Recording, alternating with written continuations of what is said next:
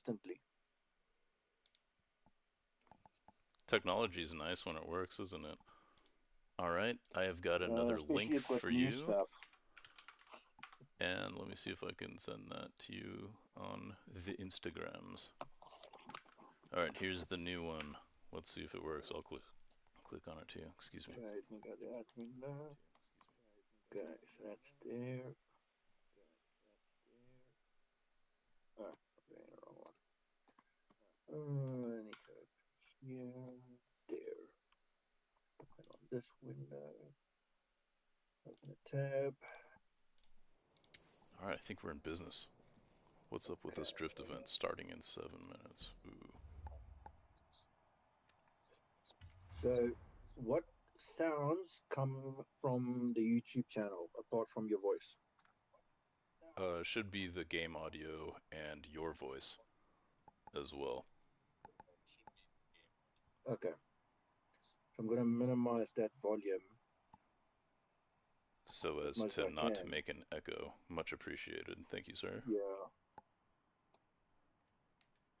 Uh, you know what? For now, I'm just going to mute it totally, and we'll go on and see if there's That's much anything to hear. appreciated. We'll chat about it. Alright, so yeah, what, is there anything in particular you want to see about the game? I was thinking I was just gonna build a Rocket Bunny S13 eventually. I was gonna do this stupid Eclipse missions right now, but that's gonna take some time. Um, Yeah, let's see what you were going on there. You had a car set up with tires and stuff. yeah, is this game audio too loud? Should I tone it down a little bit? I can't hear over the phone. Oh I yeah, can't okay, hear you just muted it, anything my up bad. but your voice. Yeah. Alright, so this thing I was just going to try to complete the Okay, full screen. this is insanely loud for me. I need to modify this really quickly. Sorry, dude. Yeah, thanks. Slopping by. Yeah, yeah. And I'll probably need to boost that a I little bit never for played this. 100% anyways in any game. They will release some new stuff, and sometimes it resets the audio settings. Or I'm just a peasant and have been playing it on 100%. So one of the missions here was just to get like 3 lucky escapes, and that's get close to traffic when you're drifting. Yeah, So let's just send so it. I've had that in a very simplistic game, where it's really like old school, almost 2D, where you get extra points if you pass the car very close to it. The next Horizon arcade event Hmm. will begin any minute now. Enjoy! I've not set up the gearing on this thing, and there's no traffic either, so I don't know what's going on.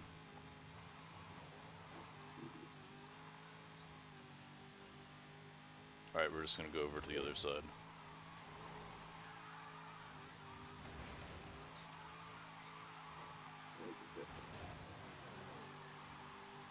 Oh, so there's no penalty for hitting anything that's not a car? Oh my god, that guy hit the traffic.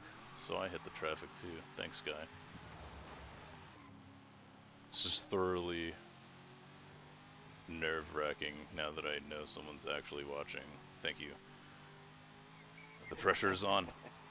Alright, let's see if we can drift past these guys. But yeah, I don't know. This game, it's not really worth setting up the wheel. And I have like a little widget on there for the controller that I'm using, but this game doesn't respond perfectly well to steering.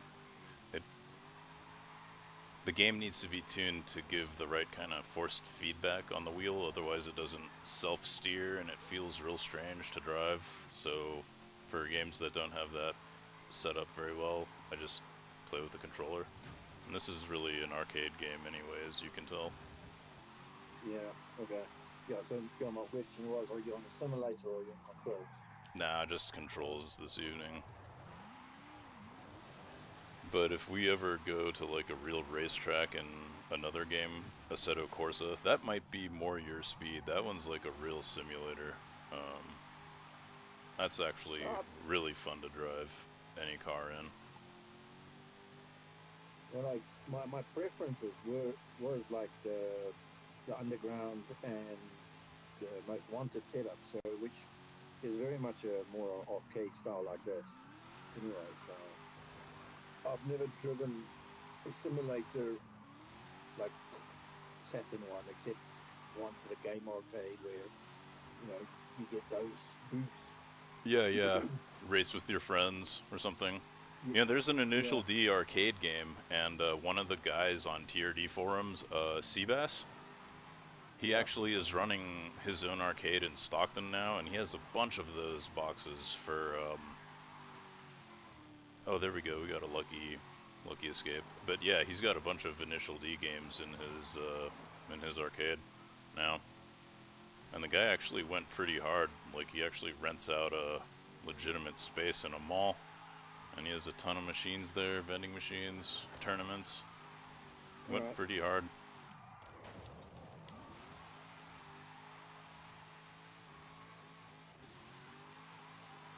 Interesting that it gives you grace for hitting the barriers and stuff. Yeah, they encourage everything except for hitting other cars hard. It's like in some of the games, if you touch the wall, you lose all your points. Yep. And that became frustrating, especially when it's a multi-purpose type of event where you would have drifting and gymkhana and drags and everything, different ones. So Totally. cars differently. You go into the drift event and you touch the wall once and you have to really start over. Yeah. That's also an endurance of like, your technicality. Oh my god, I'll show you something else that they added in terms of whatever you want to call it, quality of life, creature comforts. I don't want to do it now because I'll lose the huge multiplier. Did we finish this yet? Did I get enough? I haven't, have I? 2 out of 3. We still need one more lucky escape.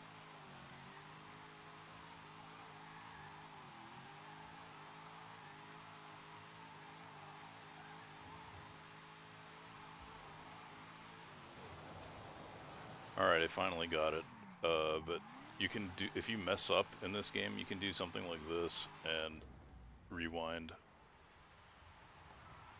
And so, like, when you fuck up a race or something like that, you're always restarting the race. You don't actually have to do that with this one. So they're like, yeah, if you're gonna cheat, we'll just make it easy for you.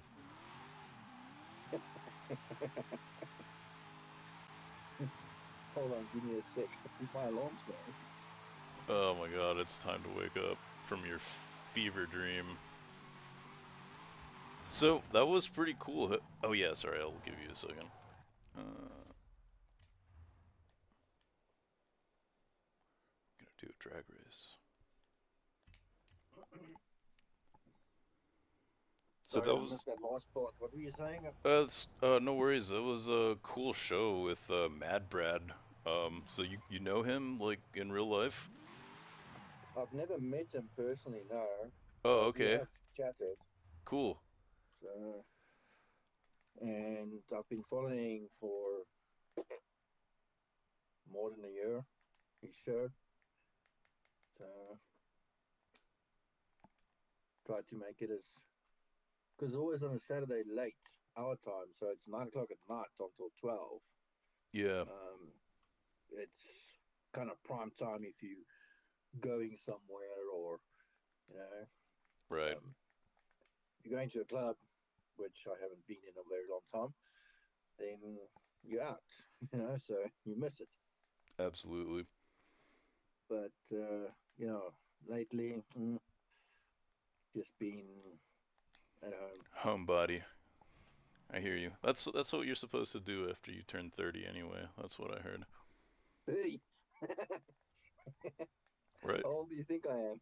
I don't know. I think we're about the same age. Did you hit the big number 4 yet? Yep. Yeah, I turned 41 this last January. Well, congrats. Yeah, shit, thanks. So are we the same age, or are you like a little bit older or younger? I'm a 1980. 1980. I see. Got it. Shoot, I'm used to being the So, old guy in all of the on all of the social settings. I see you've got me beat. Yeah, I'm. If you didn't already do the math, it's 85 for me. yeah, 85. I'm Yeah, gonna 85, yeah. let's see. Mitsubishi Means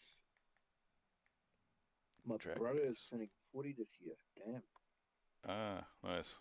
My brother is like 6 years younger, so he'll be turning 35. Yeah, so same difference. So um as a draftsman, you went to uni like specifically for that, or did you like start off in engineering or something No, I and then? mentioned I did interior design at Technicon. Hmm. So, um, and how it works over here, varsity is very much just books. And Mhm. Technicon is more of a hands-on Mhm. type of thing. So you actually build stuff literally in either to model scale or to real life. Um, but yeah, was like your Technicon, I did a couple of years. Um, but I started like at school drafting, so technical drawings TD. Yep. So as soon as it was there, it was taken up. So I know prime like we've got only primary school and high school. Okay. We don't have like junior high and all that different ones. And in his high school like year 11 or something, or year 13 when it finishes? No, so primary school you start from 7 years Mhm. until let me just work that out. So one, two, and then you do grade one, two, three, four, five. So that's 7. So you're 14. So you when you're 15, you go to high school, which is standard 6, or some people call it a grade 8. Okay. So you've got 12 years, and then your grade 8, 9, 10, 11, and 12 is high school. Okay. Yeah, so from when you're 16, 17, 18, 9, yeah, And uh, is 8, varsity and 7, Technicon 6, 5, after high school? 4. Yeah, that's Okay, got it. Technicon is tertiary. But you wouldn't call that, and is that like, would you call that college or university, or like a different path than that? Yeah, like what you would call college. Yeah, Okay, yeah. got it. So you would go to a different establishment to go there, and it's a higher education Yeah, than yeah. a school certificate. So you'll get your national certificate, which is your matric um, at school level, and then you'll go do a tertiary, like after school at some sort of varsity or technicon or whichever in whichever profession you would want. So I did my interior design, which was, well, in the first year, the lecturer said, after this year, you can go and do like 11 different like jobs. Um, so you can do a model builder, you can be a renderer by hand those days, Hmm. before freaking computer graphics we're talking in the early 20s, 2000s, yeah. Yeah, yeah. So Man, I remember taking a technical drawing class in like what was it, 2001 or 2002? I forgot the name of the program, but it was super simple in 2D. I remember that very well. I used to draw by hand Mm. when I started, and we still did at Technicon. We drew a lot by hand, but just on bigger tables with ink. We only started using computers really like in 2002. Really, that's when we started with AutoCAD. Before that, everything was hand drawn, and you would do like 2-point perspectives on an Yep. A0 page. Yeah. I remember learning the 2-point thing. Is that the like the vanishing point to Yes. make it Yeah. look 3D, and then you choose them Yeah. appropriately. You draw your verticals, and then all of the other things kind of need to disappear All of towards the that. lines out of those vanishing points. Yeah. Yeah, I remember that. That was So cool. Fun stuff. Wow. yeah. So So but you, interior design, and then you ended up doing something kind of related, but much cooler, it it's still seems. design, but I Yep. kind of fell in with just the work that was available. Sure. And so the real first company that I started with, it was like, feel like I'm doing a job interview here. I tell the same story over and over. Oh man. Naturally, to like recruiters.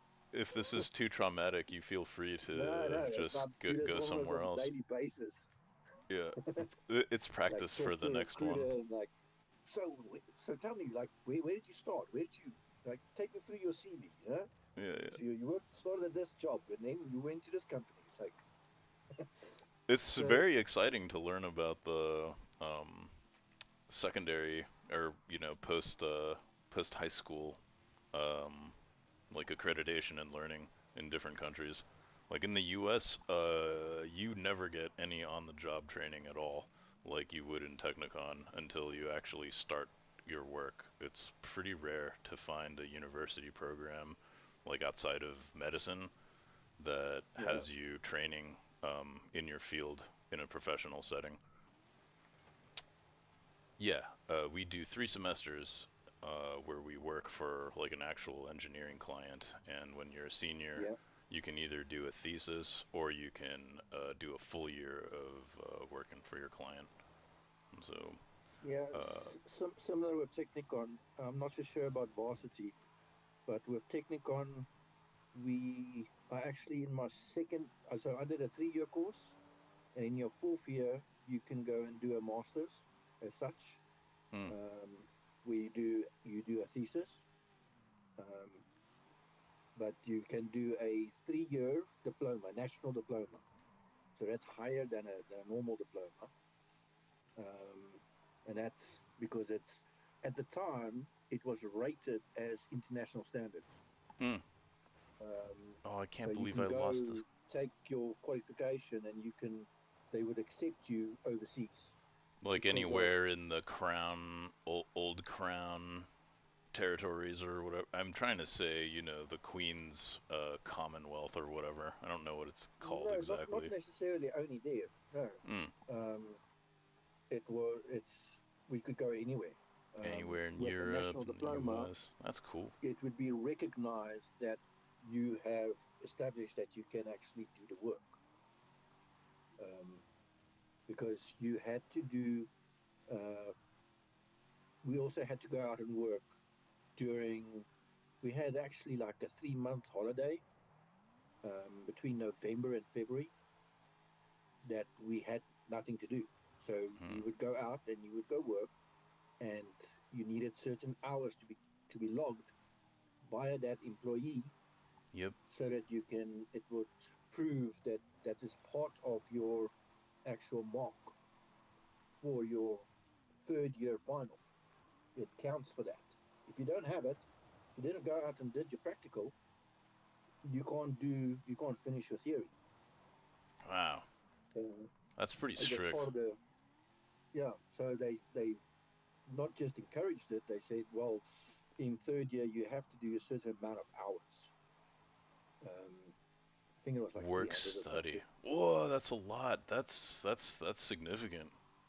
Yeah, Jeez. well, if you've got 6 months, 3 months and 3 months, then it's easy to do that 300 Sure. hours.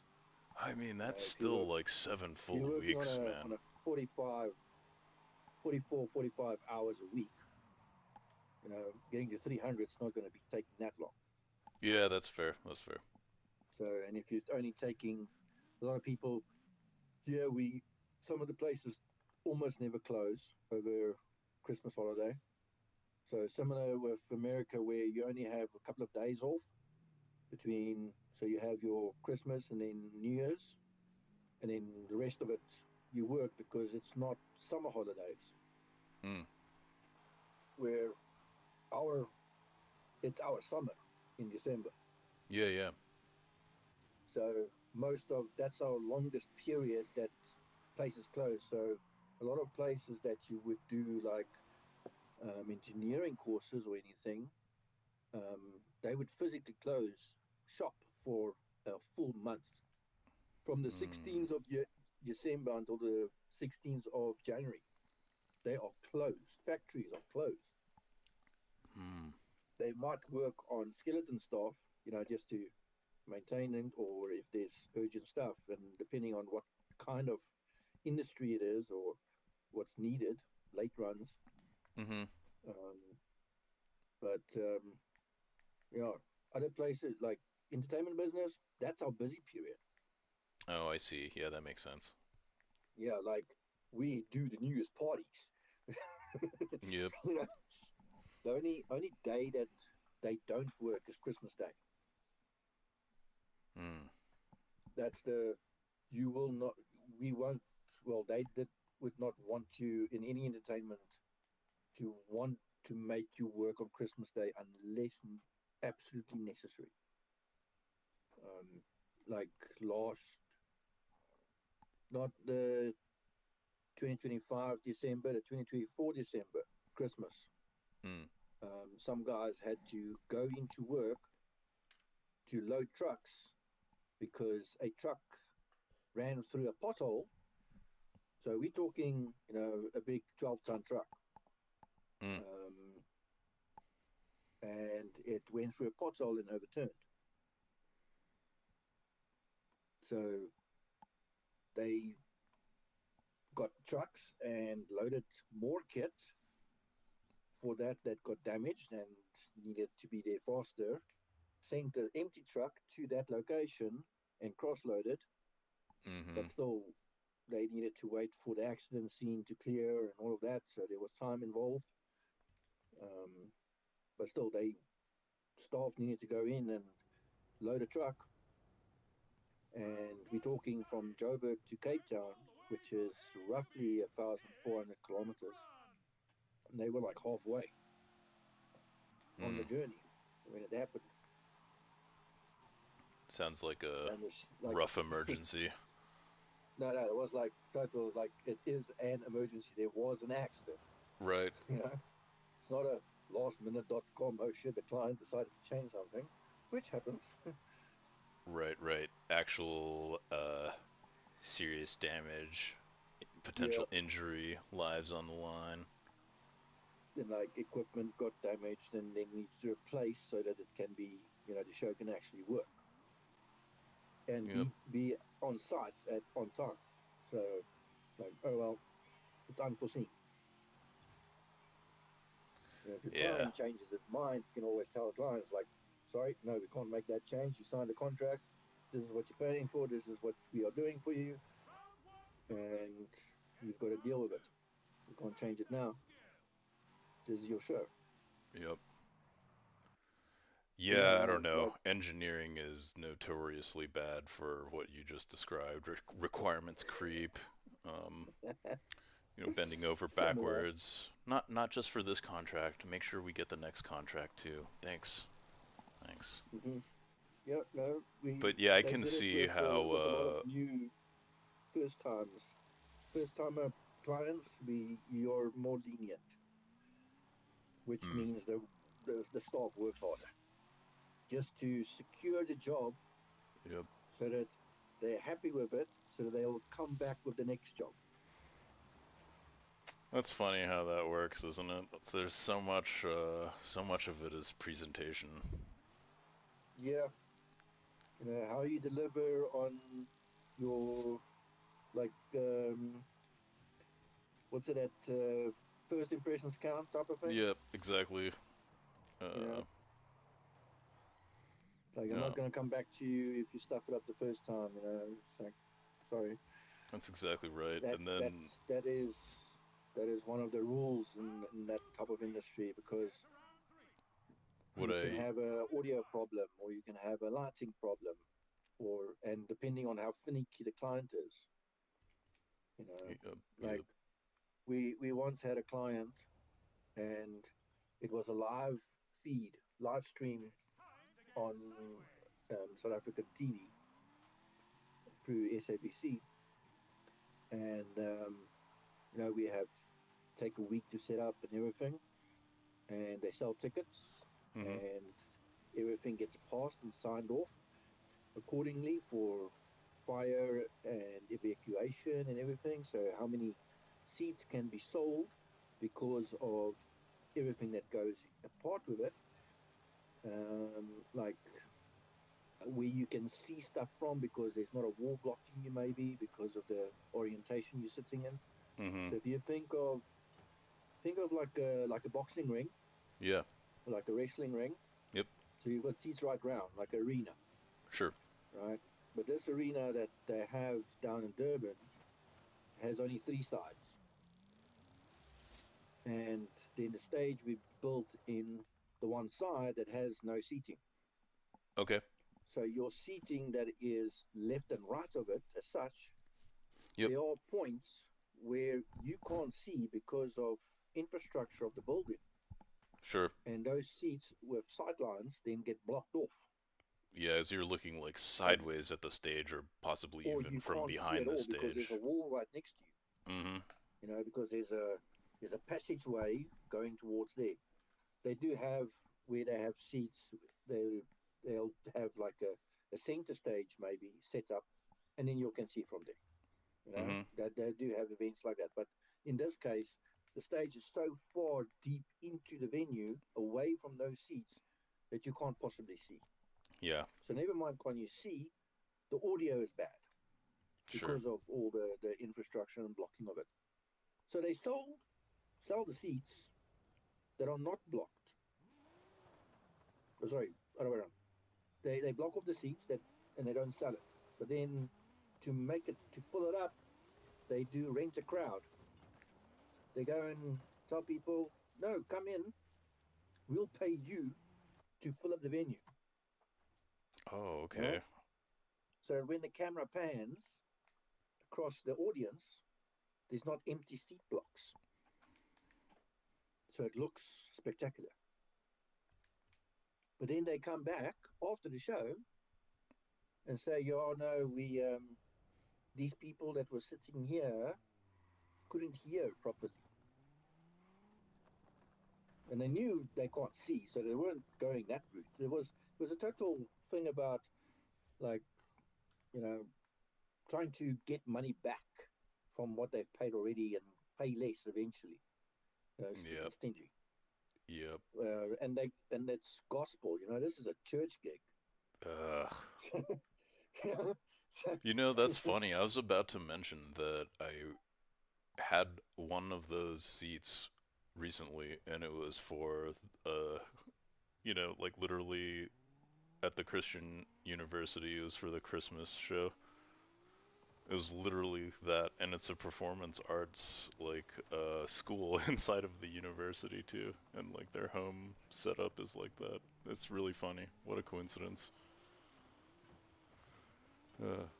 Yikes. So they actually went to court with Oh, no way. with us saying this and they saying that, and with everything. It's like, well, the venue blocked off those seats and weren't allowed to have people, and because of the fire chief signed off a certain, you know, layout with X amount of people in the venue, and then you need certain, you know, escape routes for if there's a fire. or any emergency. Mm-hmm. And they need to know how many people are actually in the venue for anything, so that they know they're all accounted for. And that's legal stuff, you know? Right. So then they bring in more people, don't tell anybody, and then go and complain that, oh, the audio was bad in these sectors. So That's crazy. so after that whole incident, and that took like almost a year of sorting everything out. That's crazy. And then the company paying them back a certain percentage of whatever, because of, there was other things they also complained about, that the feed that was going from, it didn't sound as good on TV as it sounded in the venue. It's like, and we totally said our feed were good. It was actually the guys taking in audio for the cameras, broadcasting live. There was something wrong there. It wasn't us providing the feed that was bad, because we actually had a test monitor. Oh, I see. They just mucked up their source. Yeah, their force in was giving problems to their broadcast. So Wow. it wasn't as clear or crisp or loud or whatever the problem was. So it was all of that. So after that whole incident, we decided, okay, cool, we're going to look at this. Next time, in any event in that venue, they'll place Specific clause in the like they'll contract. place a stack. They'll place a stack of audio in that position and face it directly to that corner, so that they have dispersion. So the audio is not just running straight down the hall, because it's line array. So it's only got 120 degrees of dispersion. So they actually turn it 45 degrees to face directly into those corners and not have the problem again. So it's a small stack. It's like four boxes of their PA. What's version, and what's just the to light up that. get every make sure that the entire arena is covered. What's the problem with the huge dispersion rate? Does it do something with the audio phase or something like that? No, it's just that it's in line, so it's facing directly out. I see. So it's a line array. So you'll have and most speakers are like that now, compared to older versions. If you go to audio of 15 years ago, it worked. The dispersion was different in the actual box.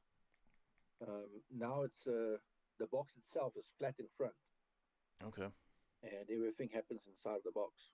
Interesting. Where the boxes previously was designed with a shape that was a convex on the outside, and that's how it spread its sound. And it had like drivers pointing in different angles. Yeah, the old like style. It was part of it. Now it's a box that's got a flat front. Yeah. And because it just is, obviously you blasting out forward, right, you're obviously going to have some fallout left and right, and that's how your 120 degrees happen. But you literally just facing straight out. I see. This is like the spatial response of the speaker that we're talking about. It's a direct line. Yeah, I hear you. Of your audio going out. Yes, obviously, like waves, if you think about anything, it does, sound waves are round as such. If you're looking from a top view, it emanates round curves, but you then compensate obviously for where they crisscross over, or where there's dead spots or hot spots they call them. Yep. Constructive, destructive interference. And strange how I can talk about all of this, and I'm the draftsman. I had to know where to put the audio. I Man, know, I that's had to wild. draw up the audio, like physically go and measure the box and draw it up before they brought in proper 3D models, Mm-hmm. AutoCAD 3D, drawn up stuff from somebody that at first it was SketchUp, and then the whichever company, be it lighting, audio, or whichever, they would then get their own on their sites, and then you could download it and then import it into your various software programs to Hmm. use their product. So if you are going to use the the acoustics range, you're going to go to the acoustics site and you're going to download their speakers Mm-hmm. and you're going to use it in your setup so that you have the exact dimensions in your 3D space, and assemble everything accordingly. Yep. And that You're. also then works then with other programs where an audio guy, for this instance, would Mm-hmm. then take it into his program and then do his sound vision file, um, to work out, you know, Yeah. The see, wave does it, dispersion through the space. and if I've placed it in the right position, or he would come in and it's like, no, I need an audio stack here, here, and there in the venue, and that's where I want it, and I need it at that height, like, and then you put it in, and that works with the rigging. So that one I was sharing I showed you the rigging points as to where the trussing was, and it had like little yellow round stuff on it with Y- numbers. yeah. Let me Was look at a it. was a rigging layout. So, and when when I worked at the one company in Durban, I did everything for every department. So Mm. I learned, Yeah. I'm the looking at AV that picture side, right now. the lighting, the trussing, the audio, the rigging, and they all needed their own layout. All they needed Yep. their own Yep. printout Yep. Yep. separately, and staging as well. Then do we did you know, I would say almost 60, maybe 65% of the drawings is structural drawings, staging, Sure. because a lot of the time it's just a little small stage. And then sometimes it's massive setups which could combine, and there's so much information that you need to split it up in separate pages and separate Yep. levels, so people can actually see, okay, well, what am I looking Mm-hmm. I at? Yeah, understand I exactly would. what you're talking about with that sound wave propagation. In my old work, we would do the same thing, but with, RF waves with Wi-Fi. I mean, it's basically the same thing. You're looking at Yeah, signal yeah, strength yeah. and propagation, but interestingly, for certain radios that have free bands to use, where you don't have to register, like things like pine tree needles will absorb 900 megahertz stuff, so like that's the kind of interference we're looking Yeah. at that level. But yeah, I've done that in a previous engineering life before too. That's pretty crazy that you ended up picking up all of these other technical disciplines in your drafting career. Uh, Oh, that's pretty sick. kind of had to, Yeah. No, I mean, that's but sounds like you're an engineer also to me. um, I would. I just lack the actual physical qualification of a structural engineer, so much that I can't sign off, and I don't have what they call a MDDOP, and they going away from that now, so you can't even go and study it anymore. They call Mm. it something else now, so you're going more into a an engineering level of drafting, which incorporates more of, um, just engineering instead of being more drafting. Yeah, So like where you the learn stuff actual that you're never things going that to you're use. drawing have material characteristics to them. Like you can Yeah, actually so do load you're studying more to calculations. be an engineer than you're studying to be a draftsman, Mm-hmm. where MDDOP is specifically based on what you would be needing to do as a draftsman, understanding what any engineer comes to you, be it civil, mechanical, electrical, structural, and you would go into that respective industry, then understand what they need from you to draw up. So Sure. they will tell you, I need you to show me this, and then you would draw it up, and then you would understand. Mm-hmm. Now you need to learn more about the engineering part first before you learn about the drafting. I'm like, Yeah. I was at an open day online at the one establishment, and I'm like, so you're only going to really start really drawing like after like 4 months. I'm like, what the hell? Hmm. But it's a higher cap rating or something, so you get more points for doing that. Hmm.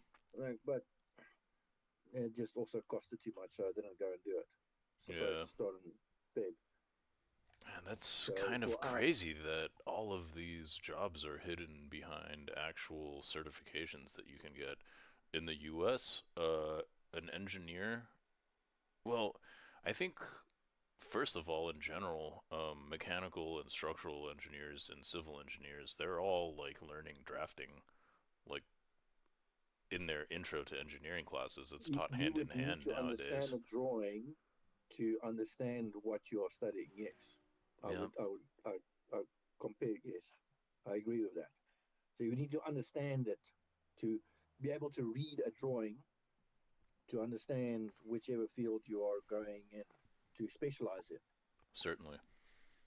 So But going if back you to can't certifications, draw man. something, to explain to someone, this is what it's going to look like, then there's no point in. That's the difference between what we would have here between a varsity and a technicon more, where varsity would just be studying the books, and you would learn the books like a freaking parrot, whatever is in those books, like you would do for what doctors would do just to learn the books, and before they actually go do the practical side of it, just learn, and then okay, what now? So it's great that they bring it in first, like give you the ground foundation of this is what you're going to be working with every day is the drawing, but you Yep, need to understand to tell the draftsman and explain to him why is to know the why. Like, why is this pipe going here? mm. Why are we connecting this piece to that piece?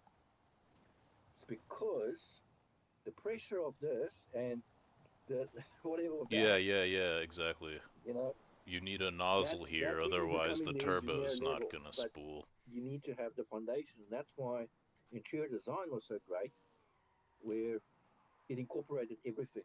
You could go. They had their first year as a open year to any of the design courses. So you would go do your first year interior design as such, and then your next year you would go do jewelry design. Hmm. As a was they called it a foundation course, but it was still your first year of interior design. A lot of people do their foundation course so that they can figure out what they want to do. Actually, Hmm. they know they want to design something, but is it going to be I don't know. Are we going to do fine arts and Hmm. draw, landscapes and buildings and stuff, or are we going to do sketch pieces, or are we going to do pastel work, Hmm. or are we, there's so many different parts on the visual 2D side Yeah. that you can go into. You can go. We did photography, Mm-hmm. and a lot of it was actually black and white, which Hmm. was great. I love that. Same. Um, but the technicality of actually going into a dark room and developing your own stuff, um, to learn that, and then okay, cool, this is what I want to do, and Mm-hmm. then actually physically going on with photography and becoming a professional photographer. But you've got all the other skills that you've done as a ground foundation Mm-hmm. that you can work into it and understand like ergonomics. So if you are, let's take photography, if you're looking at a space, to make it look aerodynamical and some bit of a design, you want to take a nice shot of something, then, oh no, let's move the table and chair over here so that it looks like there's more space to walk past, and we're going to place the person over here standing, and then we're going to bring this in here, and then, so spatial awareness, what it can look like, the difference between having it in full color and in black and white. What lighting affects and how that affects color. Yeah. So you do a color wheel that you paint out of a thing called gouache. It's a very thick type of paint that comes in a tube. Okay. Like, when an artist are having that palette with in the one hand and the paintbrush in the other hand. Several like colors. Yeah. Yeah, but it looks like very, very gooey and sticky. That's more gouache. That's a gouache type of thing. A gouache. So you have to do a color wheel. So you have to you've got your primary colors and black and white. So you've got 5 colors. And you've got to do a whole color wheel. A full color wheel. You need to make your own. So that was a fun thing to do. Interesting. Man, I did some darkroom stuff. I remember how important it was to get contrast and shadow looking right in black and white. And that was fun, dude.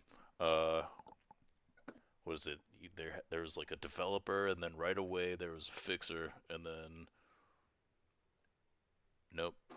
Yeah, that's just for the film. And then once you got your film all ready, you go over to the actual darkroom with the projectors, and I remember I always needed to add a lot of magenta to get my contrast up. That was how I was taking my photos. Man, I don't know. I loved photography so much. No, it was great fun when we did it. And the fun thing is, I did it. You kept on doing it through your course with interior design. It was part of. Oh, of course. It was done at the photography lab. So you would go out of class as such to the photography department, and they would give the class.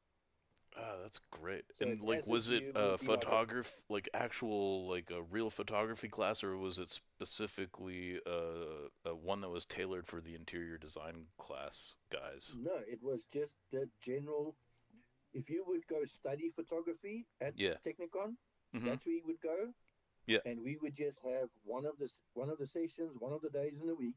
Yes. We would have an hour, like let's say Wednesday at 2:00 until 3:00 is our time for us, our group of 12, whatever. We started off with 30, and we think we ended with like 10 in third year. But that always happens. But like, you have of course, an amount of people going for that scheduled period to that class to do whatever, and the lecturer would sit there, and that's his class. He knows he's having the second year interior design class at 2:00. There's 15 of you, and he does his thing. He'll give you assignments, and that assignments goes back to the HODs at interior design, so they know they have communication in between, and there's a dean that oversees everything. Man, that's cool. And that gets incorporated into your final mark and your presentation and everything. So where presentation itself was a mark. Yeah, of course. Nice. The way you would put up your stuff in your marking room, like how you would frame your photography, how you would frame your drawings, your renders, your mechanical drawings, your technical layouts of your room, which a lot of it was because it was hand drawn. You would have to redraw the architectural drawings. But yeah, no, there was so many. So you got a lot of information from that. And that's why I say you could go and do like so many different jobs. So walking into any kind of company, whichever had job, walked into a place that was doing exhibitions, and they needed somebody to design the exhibition. So they would do shell scheme, but they weren't the major company who did massive shell scheme. They more specialized in specializing for a company. So we do let's say the Shell garage would have a stand at the tourism exhibition, and we needed to design according to some theme of some sorts and incorporate the colors in the logo. And according to there, they need a place where they can sit down and have like a waiting area with a coffee table and couches. The other place is your reception and that kind of thing, and maybe have an upstairs. We did quite a few double deckers where Oh double man, stories inside, which makes it tricky because you only have 5 meters to work with in height. A lot of the times it's that. Sometimes it's only 3, just depending on the venue. So you'll design accordingly. And that's where then I learned from going from AutoCAD at Technicon, and I did a weekend crash course with Vectorworks. And then, nice. and that's where it started, way back in 2004, 2005. Yeah, 2004, 2005. And after that, Vectorworks. I got headhunted because I know the program. Nice. So and that's how I landed up in this industry that I was in, because they are the industry that use that program, which is the events industry. No one else really uses it, but everybody inside of that industry uses it. So all the companies who talk to one another can share. And it's totally like that in, like most engineering uses SolidWorks, as you know, and if you don't use SolidWorks as a freelancer, or you don't have the SolidWorks license as a freelancer, you're kind of screwed. But yeah, I can't believe I haven't heard of Vectorworks before. It's really cool that it's like the main program for company.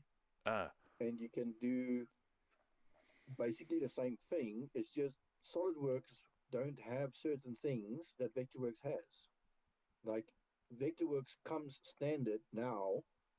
When it started off way back when it was still like called Vectorworks 12 or Vectorworks 10, and then they eventually went over to year numbering.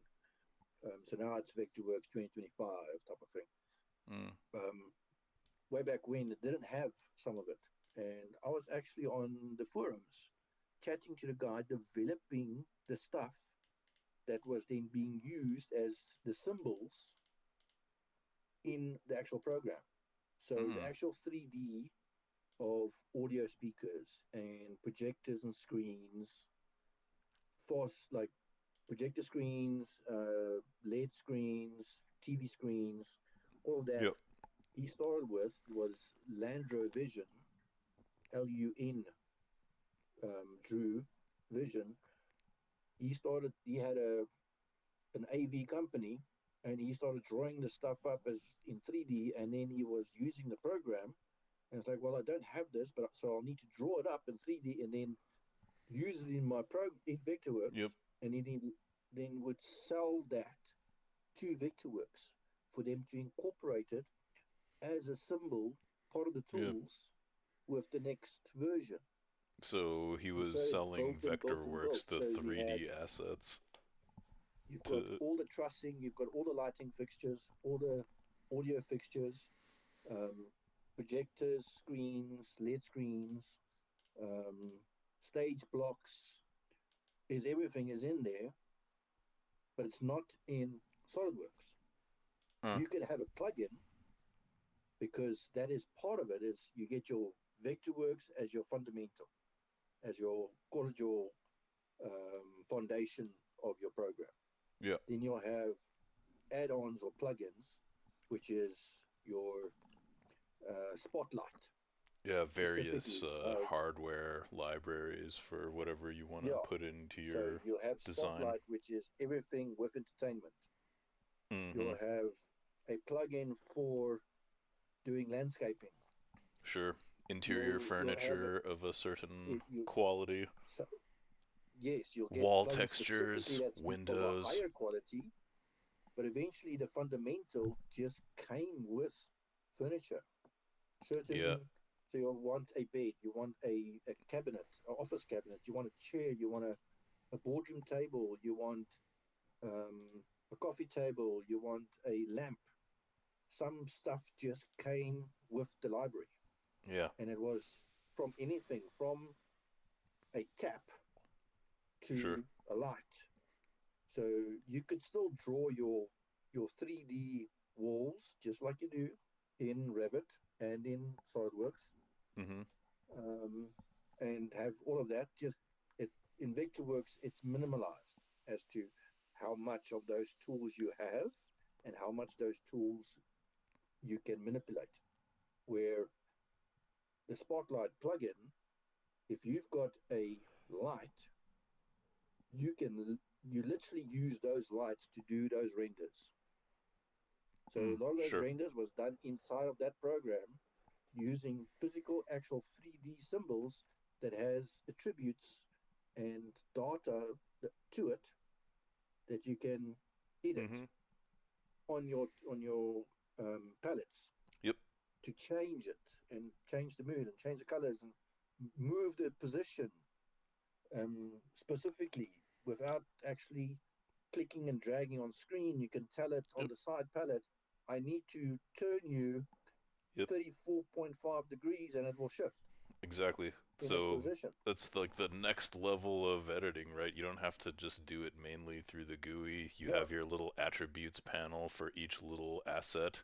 And then the next level is when you go to save that file, you know, it's a dot whatever on your computer, and then all of that, it's usually in binary ones and zeros, but like the next level up, all of that crap is in text, and so you would have like a little block for that light, and it would have its XYZ position, and you know, its brightness, luminosity, and all that stuff. So like the next level, you would just be like doing it right in the code, and that's where, you know, like, you know, software engineers live at that layer. And that's where I don't understand. Like, yes, SolidWorks is slightly different, and I understand from what I've seen, and you would be able to tell me wrong. There's two ways to draw with SolidWorks.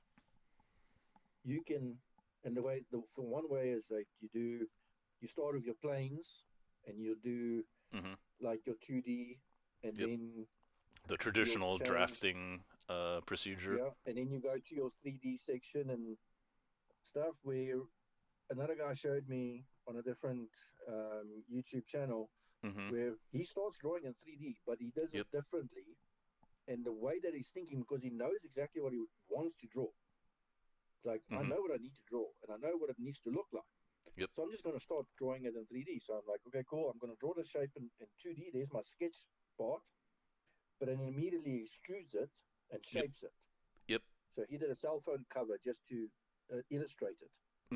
So it's just a cover that sits on the back of it. It's like a hard cover. It just goes on the back of a phone. So it has a hole for where the camera is. It's got a hole for where the volume controls on the side, and it curves up right around the edges and everything. From a solid piece, you would then make it so that it's got what do they call it in SolidWorks? Extrude cut or something to make the holes. But yeah, like a cave. So my missus, she was a pro at this in you know, like robotics. She was a robotics engineer, and she just crushes SolidWorks. And yeah, there's definitely two ways to do it, but when you get a lot faster, I think the idea is to just do make things in 3D from features. But like you said, if you're interested in, being able to very quickly change the attributes of your design, it's almost always better to have like a 2D like actual CAD style drawing first, because then you define different I get features that, yeah. to each other. So So I it's understand both yeah, different ways of drawing it. Depends on what you are drawing.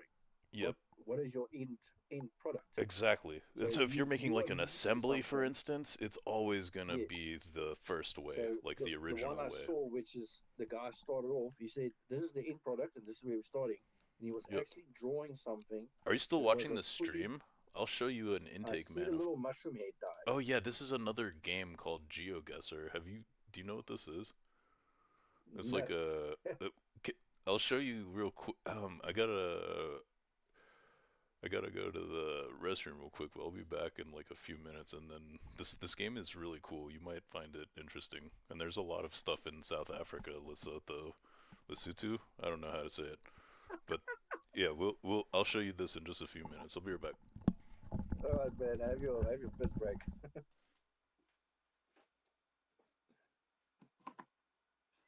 Get out of full screen. That's not what's it telling me.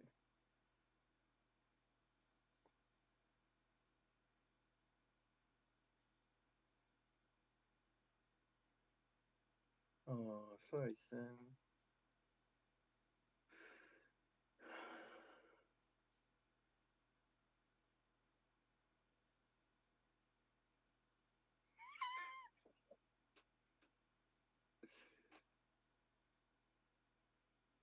Yeah, good job.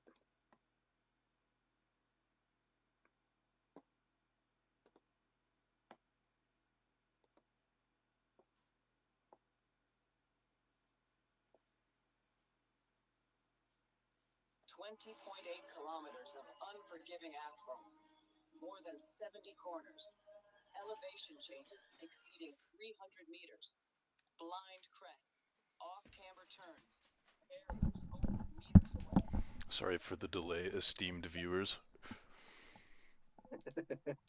Oh yeah, so this game is pretty sick. I'll just Full of show one, you. apparently. Yes, count it. Yes. Okay. So this game they just put you somewhere in Google Maps, and it's your job to figure out where you are, and we'll just do the daily challenge real I've quick. seen some stuff like YouTube clips or something. Yeah. I've also seen it the other way around. The guy gets shown some photos, he gets shown where he's standing, and Yeah. he can turn 360 degrees. Yeah. Then it jumps out, and it asks you, "Where is this?" And you need to just pick it. Yep. So I'm pretty sure we're in And Scandinavia here, and we've finally seen a road sign. This doesn't tell us too much. Oh, there's another sign down there. But yeah, that's exactly it. One of these is a no pan, um, tilt zoom or whatever, and you can only look and you can't move. There's another one of these game modes where you just get the image too. But yeah, I love yeah, playing this game. I mean, this is definitely in Europe, and I don't feel like going to find it. Are we in it's Finland or Sweden? What do you think?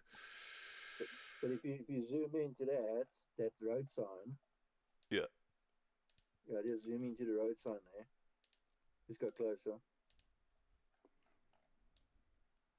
How much different is your road signs in America to that? It's completely different. We don't have anything in Ks. Our road lines are different. Like we got yellow ones. We don't have dashed No, ones I'm on the talking sides or specifically anything. on that board itself. Completely different. The So all of post. this would be in miles an hour. Our No, speed limit sign. that's yes. No, it's normally a black writing on white Yep. with miles per hour. Yep. But Uh. like our warning signs in South Africa looks fairly similar. A Mhm. triangle with a red line with the Ours would image be inside of it. yellow. The background here would be yellow.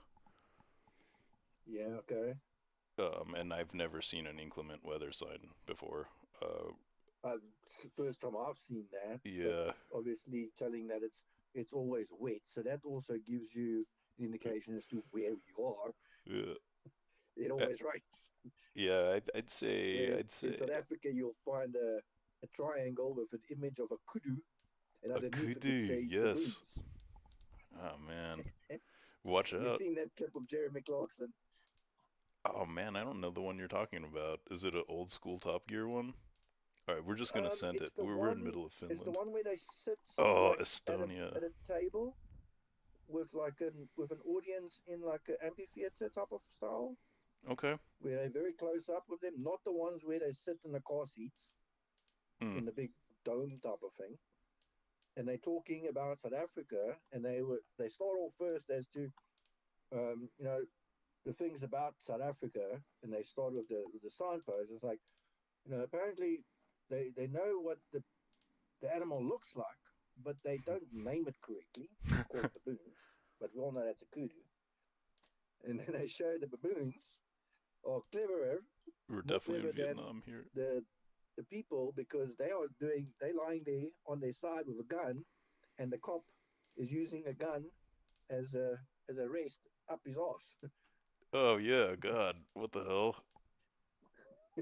If I find that again, I'll send it to you, because Nice. that is true South Africa. Uh, that's pretty hilarious. I have no idea where we are here. Oh, QL. This is another thing. QL217B. We already know we're in Vietnam because of this language. They're the only Working ones for Kit. that have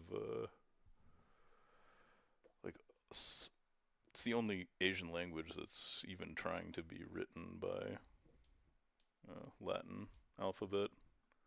Yeah. QL217B. So I'm guessing we're going to need to find QL21 first. QL217. Let's go. Can't believe we found that. Alright, we're just going to say this. That's not bad. 15 miles. 4921. We got lucky there and saw the road. Okay. This looks like we might be in Africa. They speak English here. All Nations Gospel Church. Oh, I'm guessing we're in Ghana, bro. Where are we? They're driving on the left side just like you and the Brits would be. But this doesn't look like South Africa to me. Is it South Africa? What do you think? This doesn't look like your license plates. And it's cloudy and overcast. At a card number plate there. It's blurred out. Yeah, so Yeah, you can't see detail on it. you used to be able to see them, and every now and then you'll get lucky and the AI will miss it. But yours are European shaped, right? It could be just one of the neighboring countries, and there's so many that borders Oh yeah. us. I don't So know all of the from specifics. Zimbabwe to Botswana they all have those yellow squared number plates at the back. Oh, I see.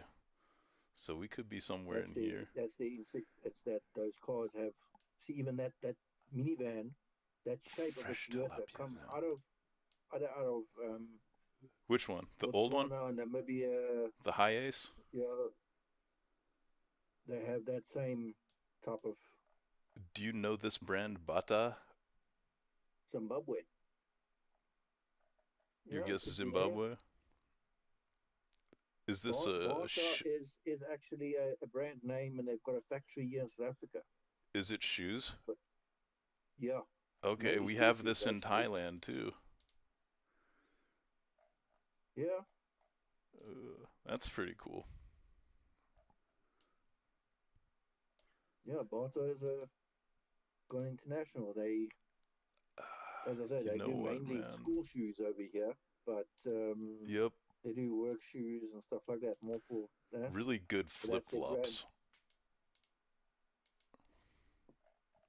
Very, very similar. Kisi Nakuru Niamira Sirare. Whoa. It's Motorola, not Motorola.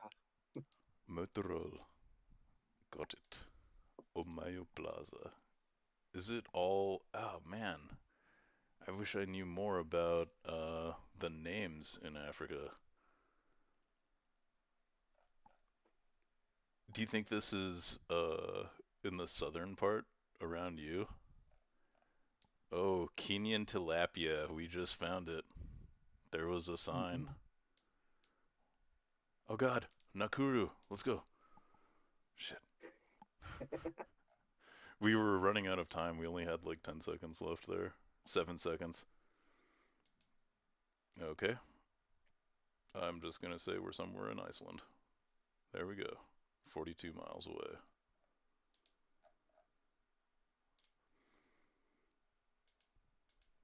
And this one's gonna be really hard. Usually, oh god, a bollard is just that shape.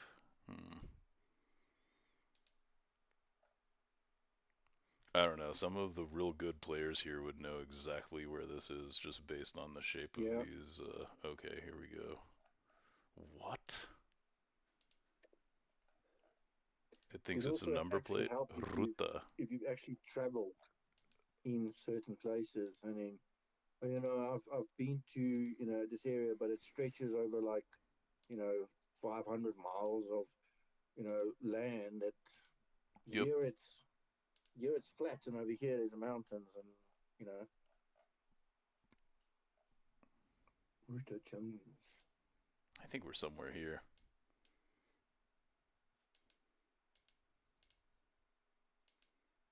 This is these that earlier street sign looked distinctly South American to me. Well, so did Ruta Jones. Who the hell am I kidding? That was a dumb statement. Yep. Uh-oh. What is that, cattle? Nope. Anyways, so enough looking for a sign. Let's see how far we were. Two-faced bollards. White and gray. We'll have to try to remember that. Yeah, so sorry to interrupt. I was going to show some recent CAD stuff, but it's not super important. But yeah, I think like once you're doing anything seriously, you absolutely need to have the normal style 2D drawings as your basis so that you can draw relationships between radiuses of circles and, you know, edges of features and stuff like that. Even in Vectorworks, it helped if you have your 2D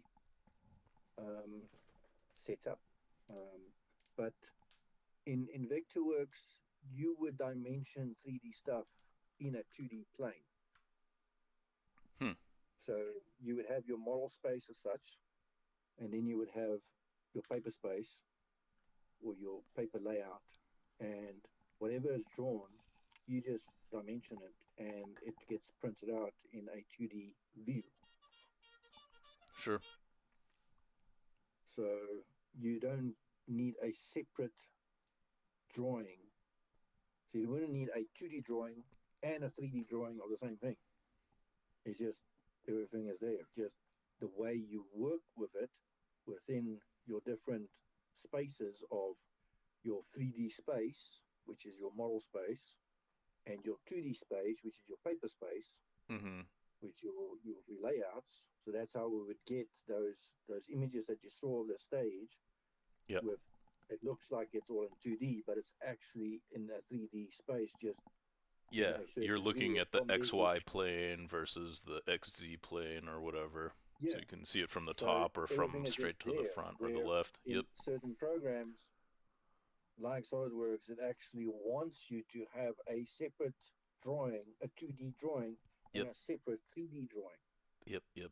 So I guess that frustrates me in sense because I come from the 3D world where everything you think and draw in 3D, and then you go and take that and you present as such a 2D version of it. So you could easily have in your 2D, you would always have a viewport looking from your 2D space, your paper space, into your 3D space, and you could have it as a flat on plan top view, or you could have it as a front view, side view, isometric view, and you could dimension that. And where different platforms, the difference between the Vectorworks, SolidWorks platforms, they work on one type of platform, and you got your AutoCAD, Autodesk as such works on a different platform. Yep. Where you would dimension in the actual space we are drawing in AutoCAD, where in Vectorworks you would go dimension in your paper space, because that's where you would do your paper work. Sure, I see that. You would have some people also call it the design layer. Sure. So you have a design layer that's your 3D space, and you'll do everything in there. You do all your drawing there. But then you go to your 2D space, which is your paper space, and you would do all your 2D and paper work within that.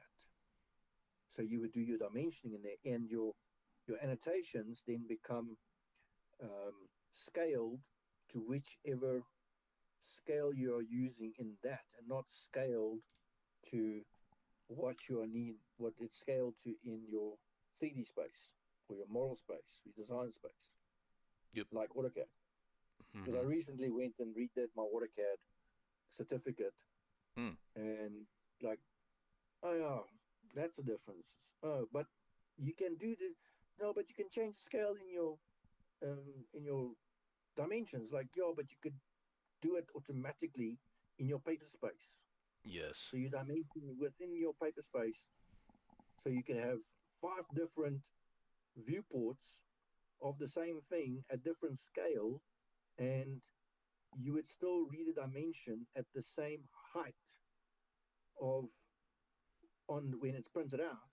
You can measure it. It's all,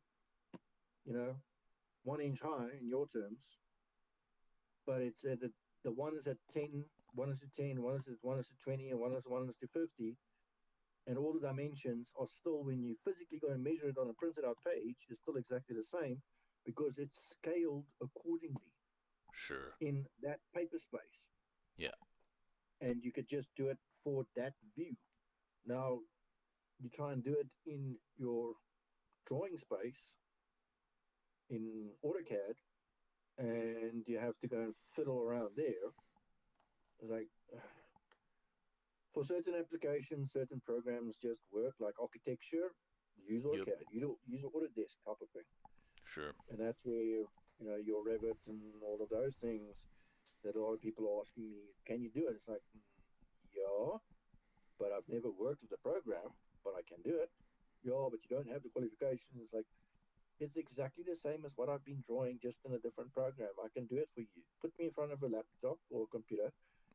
Give me a few minutes. Yep. I'll quickly go and look at what is there, because I've done some tutorials, and I draw something for you. Yeah. I might not be professional. How many people are willing to take that chance, though? And then, we're also getting not to lot, the age where, yeah, I mean, but, it seems like you already are very proficient at one software and a set of tools that's inside of Vectorworks, and you know what you need to do to get something drawn and turned into a 3D object, or just made into 3D directly. And it's just a matter of learning how to do it on all of these different platforms. Like, for something like a cylinder head, where a lot of the intricacies are hidden by other solids of the same part, I can see needing to reference the drawings, like when you're dealing with like a lot of really small stuff with hidden passages, and maybe those guys who are doing the the ducting for buildings and stuff might need to work on the actual 2D plan more. But yeah, I can see that for like more art style 3D stuff, where things don't need to connect and deliver fluid or electricity, like under the surface too much. You can do. More, we would call it more. It's more architectural based, because it falls more under like a civil, where we would just use architectural drawings of a building that's already existing because an architect drew it up, and he had to put in where the not the fire well, your air conducts and your lighting and your piping and all of that goes in. They would already have that, and that's actually available to public. So it's not that somebody actually, if and the way it works here, if you, as let's say the owner of a building, ask an architect to go and draw something for you, to draw up everything. So the piping of this and the electric cable of that and the air conduct and where the exits and entrances are and stuff. They don't own the drawings. The person who's paying for it owns the drawings. Sure. So they would always say, yes, this is the company who drew it up, so that you can go to them because they did a mistake when they were drawing it or designed it and the way they set it out. But they don't own it. They keep a copy. And I actually worked for an architect's firm as my apprentice here. And that's one of the reasons why I know this, is because I actually worked for them. Cool. And he told me this. It's like, no, we just keep a copy. They actually pay me, so they technically own whatever I've drawn. That's their property, physically. They sign a contract. It's theirs. So if government asks for that to be drawn of any kind of structure, in your case parliament, but we've got government, then the architect doesn't own it. So you can't really go ask the architect for this building's plans. You need to go through council or whatever. And because it's council and parliament, it's public. Just like in America, you've got public records of Sure. whatever. You know, it's free to all to a certain extent. Yeah. You know, then you could get it and stuff. But here, no, you can't have that because it's ours. The corruption here, no. So you would have all of that really in the line of work that I was in, that you would just use that, but I still knew what I was looking at because of my studies. When we were working, we still had to draw by hand a cut-through section of a window with a windowsill that's got double glazing, and the concrete that's got in there, where's the timber and where's the rebar, and how does the irrigation underneath the house looks, at what angle do you need to do your runoff of pipes running from the bathroom to the sewage drain, whatever. Man, that's a really good point.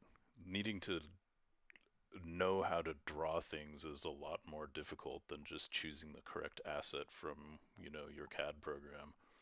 Yeah, so that's a serious deal. And that's why I went and did tutorials. I was like, yeah, but you don't have the qualifications. Like, look, I did the tutorials, right? I went through them. That's the thing. That's for me to suddenly open up. Let's say I was looking at a 2020 version, and now you've got the 2025 version. Obviously, things are going to look slightly different.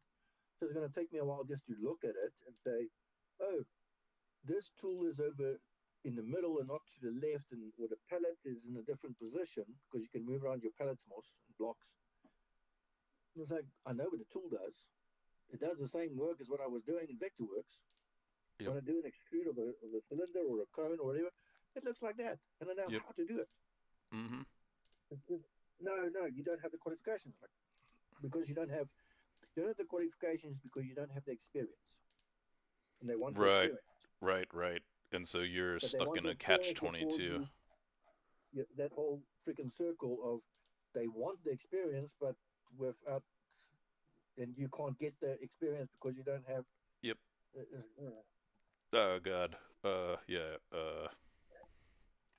And that's where I was lucky. Where when I started off, 20 odd years ago, where I got dumped into a company that this is what we're using and we are teaching you. This is how the program works. And there we were actually doing more scripts than I was doing recently. So you would have 2 3D objects of the same thing. So if you think of,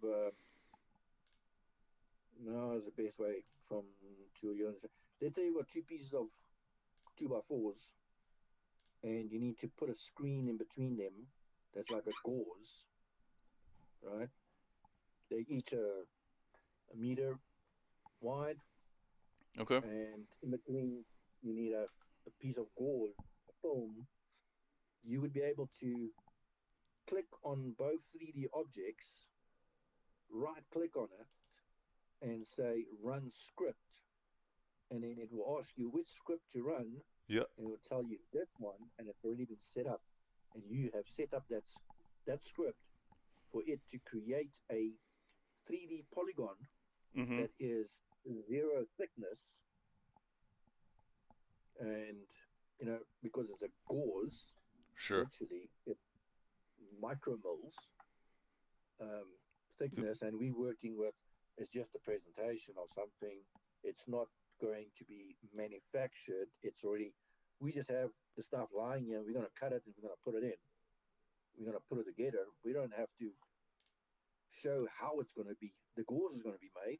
We're just going to put it into this frame as a window, and we ran a script. Mm-hmm. I had to learn that on top of everything. Well, Yep. obviously, then your brain is more like a sponge when you're young. But so a lot of frustration sitting here, and just I get a opportunity. Well, friend, ex-colleague. Mm. Or, I like saying that it's a previous colleague. Yeah. Yeah. How about professional acquaintance? That doesn't have Okay, any he's a bearing professional on current or acquaintance of not. one of my previous employment um, Uh, companies, where he's still working for the company. He gave me a lead for somebody that contacted him mm. to come and work for them. But then he already accepted at that company that we worked together. So he had to turn it down. And then they contacted him now again and saying, hey, I know it's been a while. You still interested coming to us, or do you have somebody in mind that maybe we're still looking for someone? And he told me about this, and he said this is, so I'm like, okay, cool, put me in direct contact with them, because working with you as a middleman is just gonna prolong it, and it's just gonna be broken telephone. So Mm. I spoke to him yesterday via WhatsApp and just said, well, let me know. He told me the company's name, and I'm like, oh, well, this company is really more in the industrial and mechanical. Well, so I'll need to be more of an engineer Mm. to do the drawing that they want. So plant base, as in um, not a flower plant, as Right. in Right. a factory plant. Factory. Um, so the layouts of that, and the machinery and everything that goes with that, um, they would want like probably a mechanical engineer or something in that source, but they would want engineering Yep. qualification.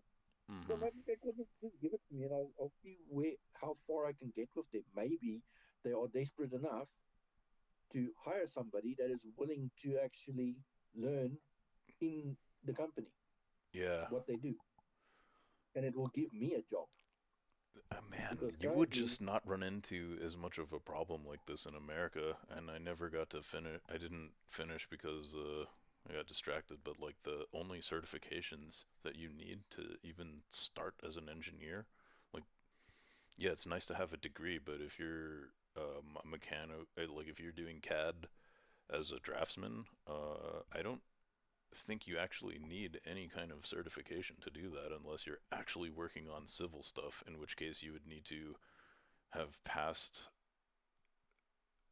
Actually, I don't think you actually need the certification, but you need to work under someone who has the professional engineer certification. And I think that would really be the only rules. Yeah, apprentice.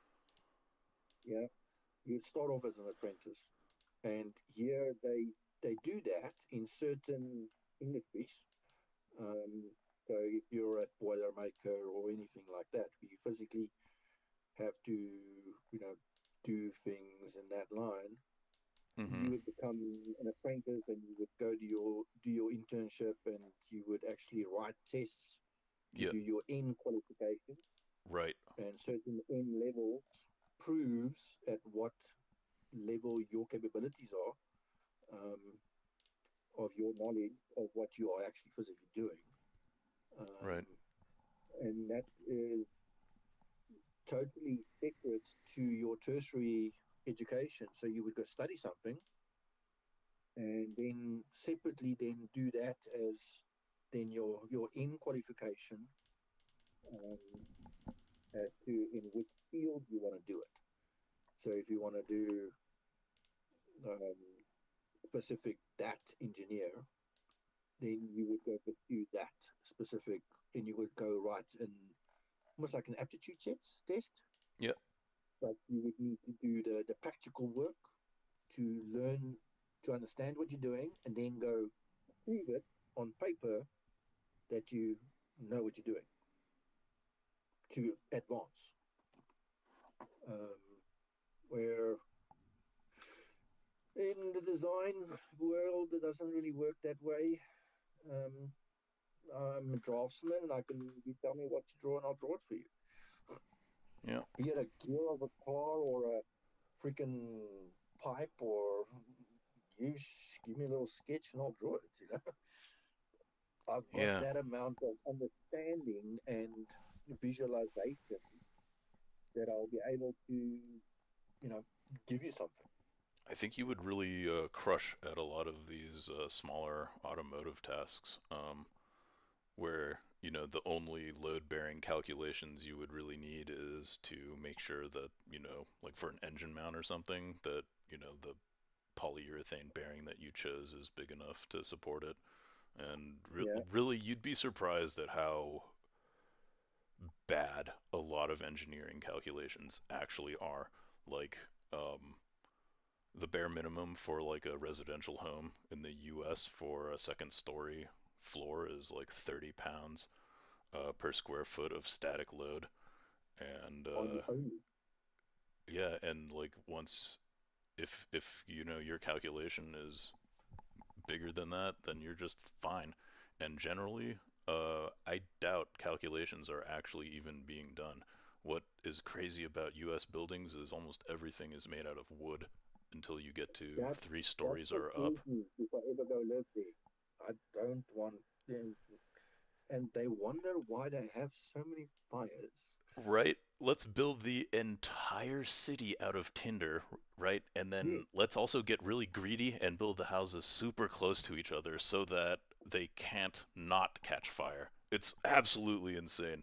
I mean, geez, even if you go down to Brazil, everything's made out of metal and concrete, guys. Like, no one's framing out of wood in 2026. They still build the old ways, and it kind of works over here, guys. Yep.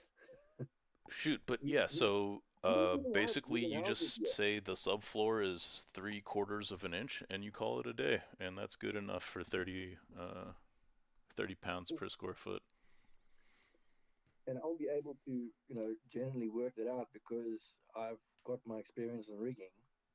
I'm not a qualified rigger or somebody that can work and sign off on a workload, but I understand the implications of, okay, so if something weighs this much and your rigging motor can only take X amount, then we can't load it to like 90% of the weight.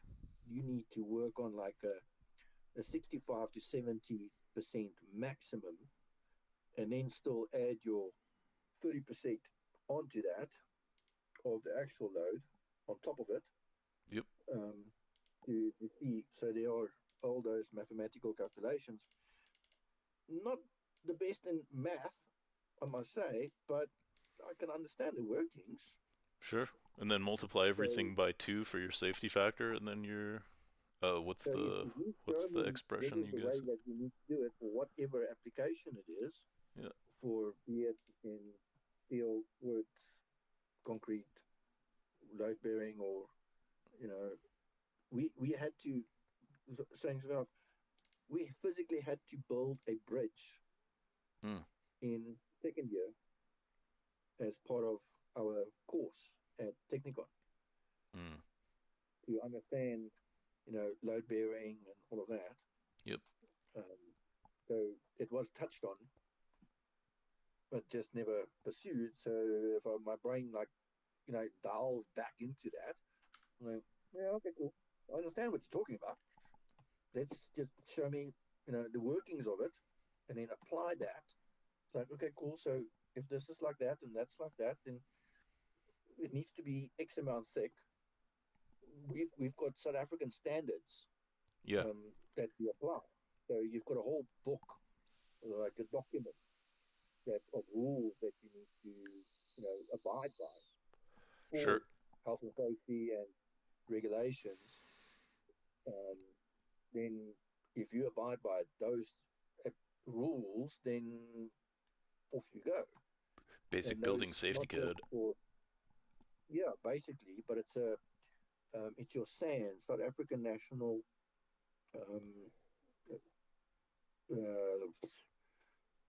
Services, no, not services, something else. But even for like the angle at which you need to walk up on a ramp. Oh yeah. So you are not allowed to build a ramp at a certain angle if you need wheelchair access. Sure. You can't go higher than a certain angle, which is 7.2 degrees. So you've got a general base where you work at 1:12. So if you go one up, you need to be 12 long. Mm-hmm. That's the rule, right? Just a simplistic thing. Things like the height of a staircase, the actual step. We even studied that at Technicon, but we apply it now, where whenever you're going in increments of whatever, the companies that I worked with worked in 150 millimeters increments. That's just how we worked. It just, because of the height of the stage, needs to fit the height of the staircase. Some places would work in 200 mil increments, but as soon as you go past 240, then you need another step. Sure. Because you can physically, ergonomically, not step over that without straining yourself or without looking down and saying, oh, but this is a high step, and you might trip. Yep. So your normal,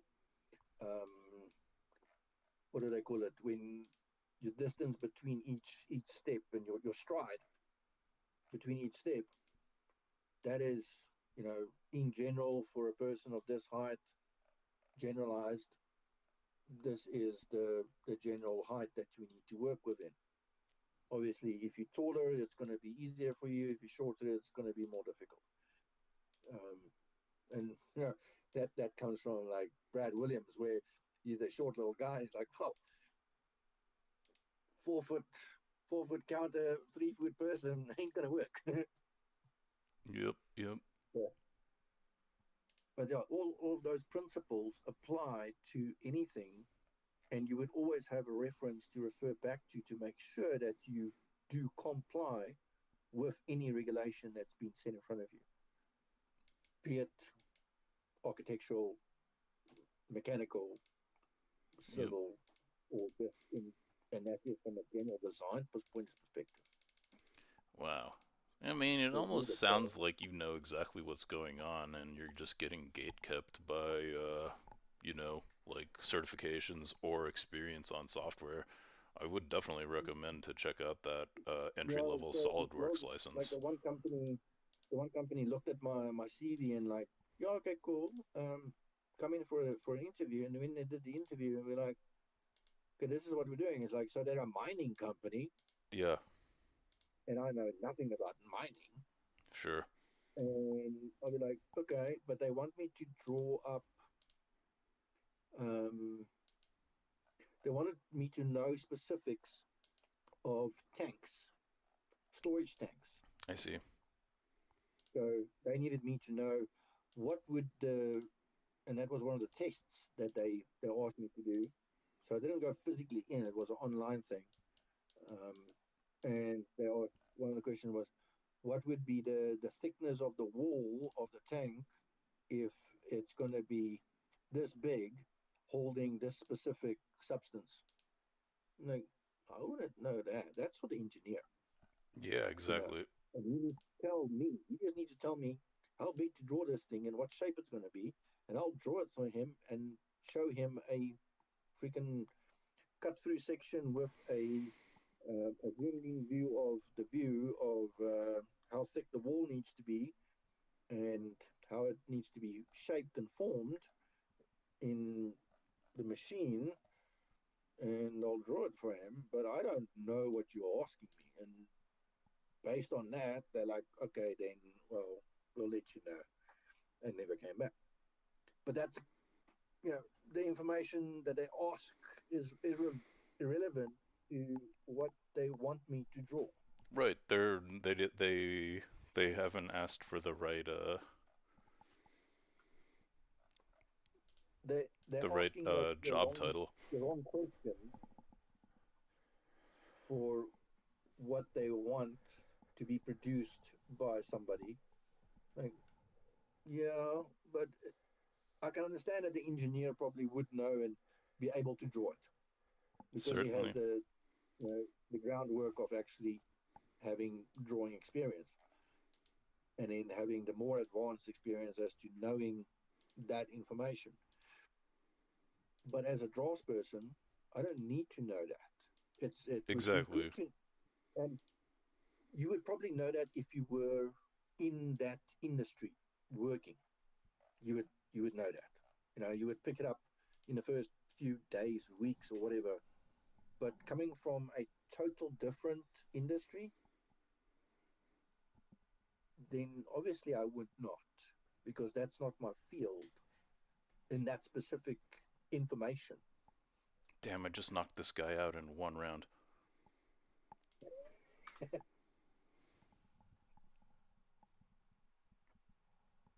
They just, but yeah, man, I don't know. Maybe they were hoping to get lucky, and you had been an industrial draftsman for the majority of your career or something.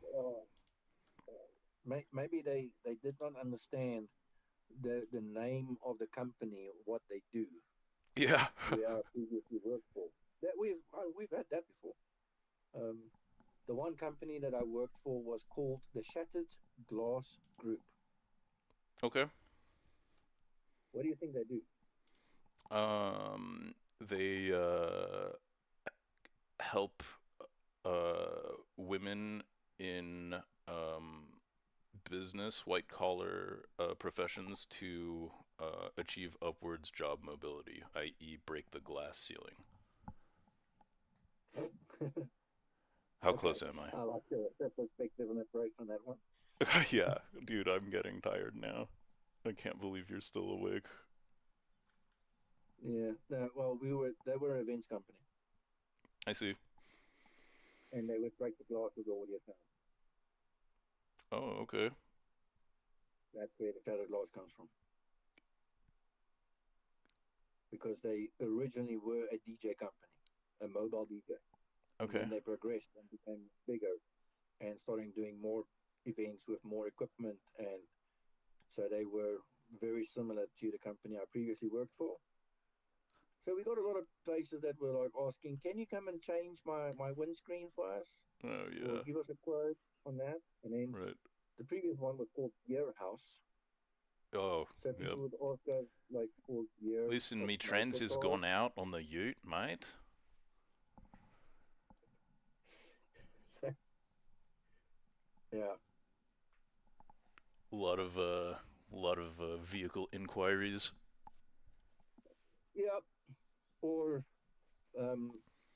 mechanical, industrial stuff, anything that has gears, and they would think that we would stock or sell gears, no matter if just for cars, but for anything that has some sort of function that requires gears.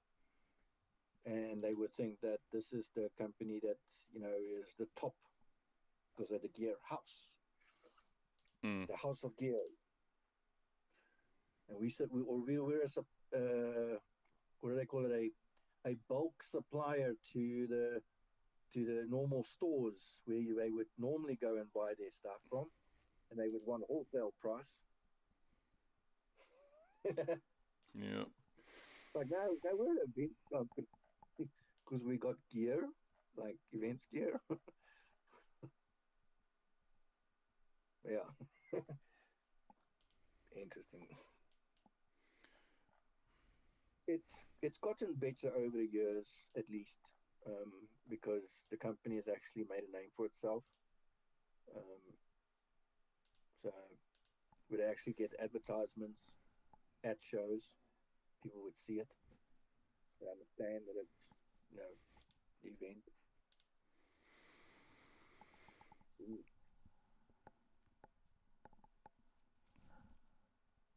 Yeah, I would also say somewhere around there. Yep. I don't know. Alright, this is definitely Japan. My one friend actually stays in Japan. She's a teacher. That's cool. School teacher for what do you say? Middle school type of thing. Yeah. Not too young, not too old. Does she like stay there permanently, or is she doing like a? Yeah. Oh, that's cool. Yeah, she got permanent. But the whole thing is she's still on contract, and every year you need to go and find new employment. You've got a year contract, and then after that it gets terminated, and it doesn't automatically mean that you go to the next year. So every year you need to apply for a new job. And I think it has to do with because she's not resident from there. She's from South Africa. But I think she mentioned one time it's for everybody. It's like that. Yeah, that makes So it's not sense. that you're not going to be at one school for like the next 10 years. You know, until you maybe get fired or whatever. Every year you would apply, hopefully for the same position, but maybe you get stationed somewhere else. Yeah. Which is weird because from a child's perspective, then every year you've got a different teacher. It's like pros and Yep. cons, though. Pros and cons. That's usually how it is, though. I think. I've never Our had the school, same language teacher. in my high school, we kind of had like the one math teacher and the one English teacher and one Afrikaans teacher type of I thing, and see. then I see. and they would just do from standard 6 to matric, just different syllabus, and they would know it. That's what they were employed for, and they would stay at the same school the whole time. So they would work there for 20 years at the same school, and they never had to think about going to find another job every year unless they want to. Sure. It's not. It's more of a where she is. You need to. Yeah. It's going to happen.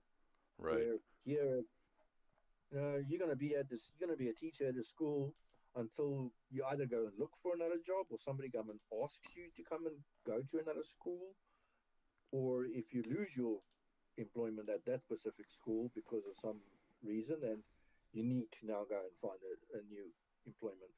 It's not like a very much a year contract. So that applies. Again, as I said, everything's got pros and cons. You go to different schools, you get different exposure. She's moved around a bit, but she enjoys it. Man, that's really cool. I can, yeah, I've heard that Japan is pretty pretty harsh with their rules on foreigners, especially employment. Okay. So, but yeah, I understand it's not just for the foreigners. That is just for that profession, maybe. Oh, even Japanese nationals. Well, she didn't mention it per se, but from the way she was saying is that she said all of us, your contract expired. So I'm not knowing if she's actually just meaning, because she never said specifically. She just mentioned all of the teachers. This is what happens. So she never really elaborated. But yeah, she shares some photos, and we've had some chats, and we know one another from living here, and so. But yeah, Cool. she went there for a reason, to get away. Yeah. Unfortunately, Have you? it wasn't the greatest of reasons as to the reason why she needed to go. I think. A lot of personal Yeah. problems there. Well, yeah, we don't need to. I think we're still streaming, right? So we'll table that one for later. And I don't mean to pry at all. Have you done much traveling outside of South Africa? I've used my passport once. Ah. And that was where to? to Lesotho. Lesotho. Excellent. That's quite a Have you heard of border Lesotho? to cross there. Let's go see if you can find Lesotho on this map. I could find Even it. if you don't do it, maybe not in this game. Is it? It's the top one, right?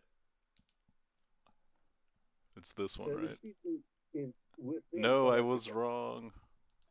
I chose the old Swaziland. It's the bottom one. Lesotho. Should we do one inside Lesotho? It seems there's a bit of a lag on what I'm seeing and what you are doing. Oh, is there still? Maybe. I'm seeing the last Lesotho. Now I see Lesotho for the first time. So Lesotho has it. I have no idea what's going on in Lesotho. It's very small. I gotta be right back. That espresso is kicking my ass. 1 second. Well, 1 minute.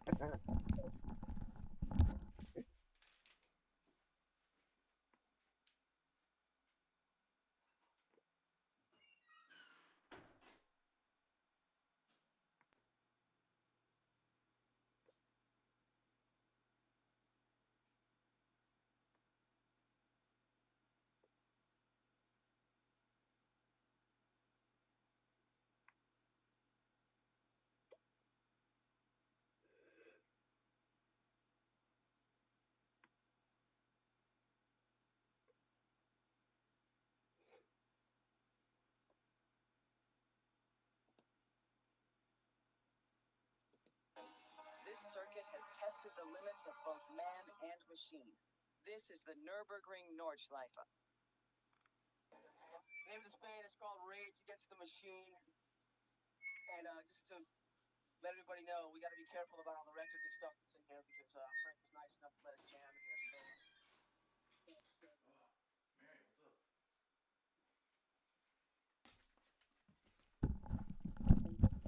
Hello, esteemed viewer. Sorry for the delay. Did I miss anything? Are we at the girls' school? That's unfortunate. But I can still see it. Oh, yeah, the missus has joined. Hello. Good evening. I have no idea when that was. Oh, we're 23:46. How do I do this? Oh, 8. 23, 4, quarter to 12. Yeah. Yeah, you're 9 hours, yeah. So we just did 9 a drive a.m. through. You've almost been up for 24 hours, huh?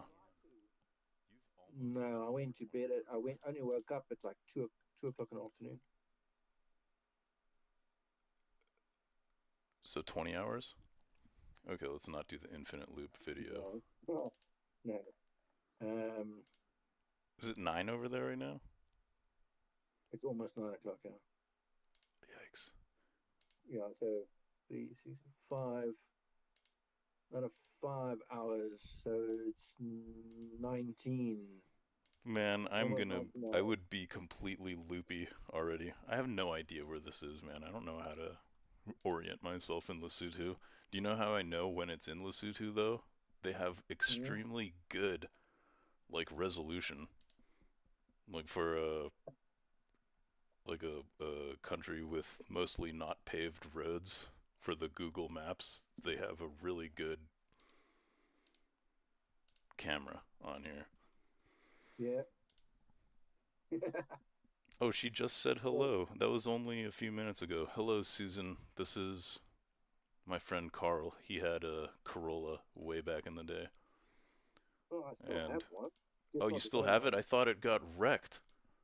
No, that's what I'm saying. I still have one. I don't have that one. Got it. Ah, okay. I wasn't sure, and I didn't want to pry. What's the? Yeah. Can you give Susan and me the update on your Corolla? What's the model? What's the year? So the difference was that the previous one was a GLS. Okay. And this one is only a GLI 1.6. Okay. And the GLS was a 1.8. These are trims that we don't have in America, by the way. So no, the GLS was still a 1.6. Okay. But it came. It's more the upgraded version. So you would have an airbag in the steering wheel. Okay. Maybe a tachometer, rev counter. Yeah, both. That stays the same. So okay. Your dash looks exactly the same. So it's just subtle features that are add-ons onto this. Got it. It had ABS. Oh, cool. So on all 4, where this one does not. It's only got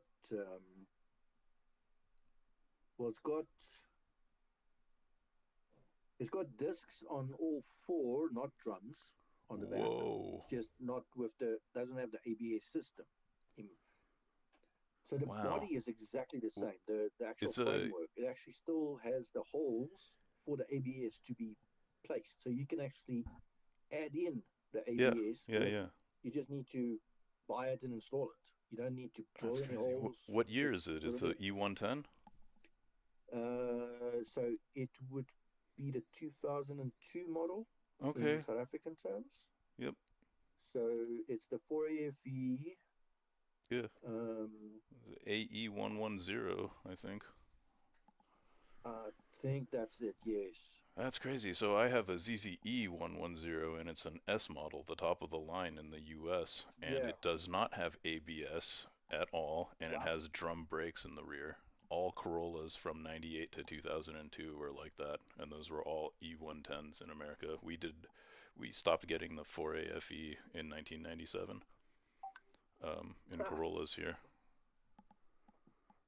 Sure, because we still had the 4AFE, and this is exactly the same body that they made the 20 valve with. The 4-door, is yours a 4-door or 2-door? Yes, 4-door sedan with a boot. Yeah. So, nice. Does it look like? What was the other one? There was another feature. Oh, this one? It came factory stock. From the factory, it came with a CD player radio. Yeah, we have that too. Yeah, but that specifically was the GLS version. The GLE did not have the CD player version. It just had a normal. Oh, I see. That's right. It didn't have the CD built into the actual little face of the radio. So you had a CD that goes into the center console radio that's installed inside of it. That was one, and Can I you think see it this came gold with one on the screen right now? that is actually the that's the 99 version.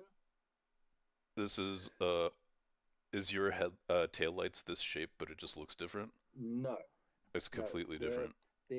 it's split. So the tail lights is split.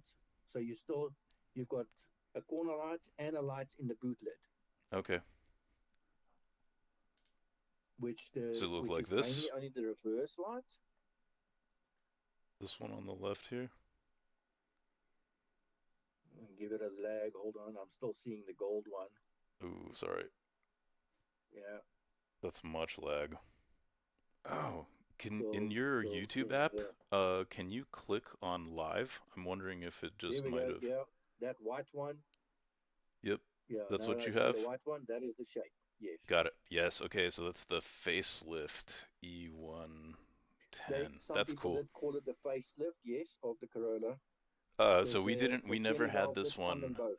in the U.S. Our body looks a little bit different. Yes. Yes. Yeah, and we've got like the whatever. Do I Yeah. actually? From when I spoke to the guys on the one forum, and some of them were in, well, the TRD group, the TRD Yeah. forum, still way back in the day. Here we go. That's the front They of showed me mine. like all the differences, where some of them would come with or without a side indicator or a blinker Like a on side the side marker in the panel. fender? Yeah, some Oh, would like that. That I've black one there. never seen one.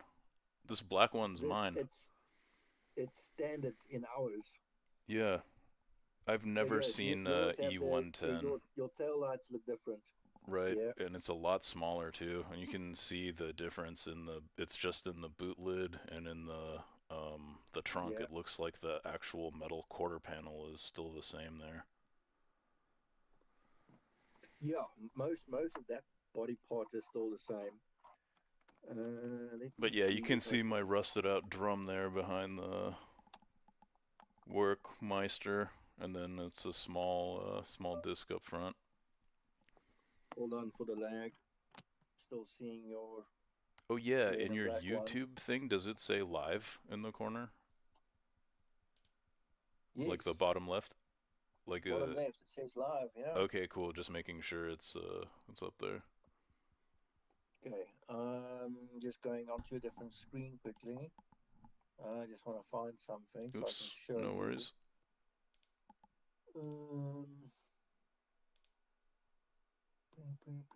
Where would that be? CF. And so it's obviously well, your most recent Corolla is a manual transmission, I'm assuming. Yeah, 5-speed. Cool. Can I ask where you're at in terms of speed at fifth gear at 3,000 revs? 3,000 revs, I would say somewhere between 100 and like about 110 kilometers an hour. Oh, okay. I'm at 130 at 3,000 in fifth gear, so you've got a much nicer final drive or just gearbox in general than mine. That's cool. But it goes up very quickly. So if I'm at 4,000, I'm at 140. Yeah. Still Okay, let's quickly do this. Let's see. Go here. Go here. Image. I'm going to show you that folder into here, into Falcor. She used to be called Falcor. Falcor, that's right. From the Never-Ending Story or something like that? Yeah. I remember that. I still haven't seen it, but I remember you told me about it years and years Okay, and check years your ago. Instagram. Yes, sir. Okay, I can minimize this now.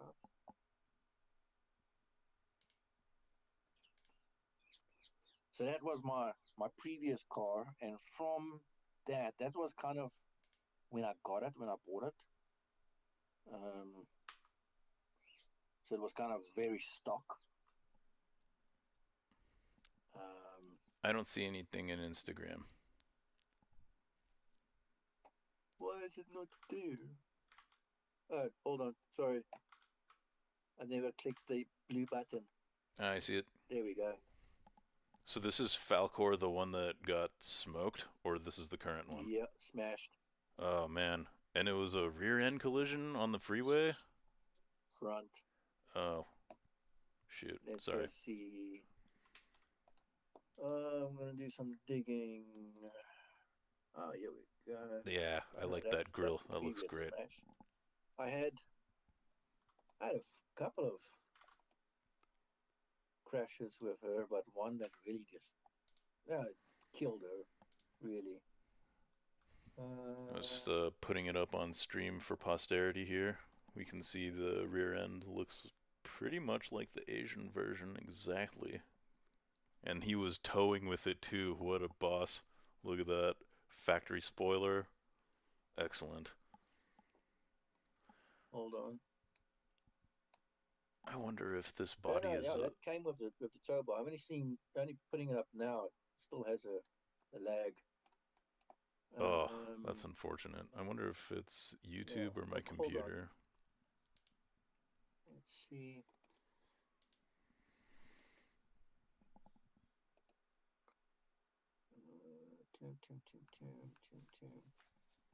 Let's do that.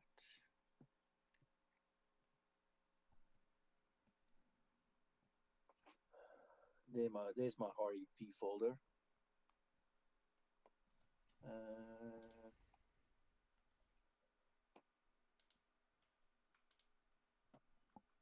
You're gonna cry if I show you this. No. This is bad. I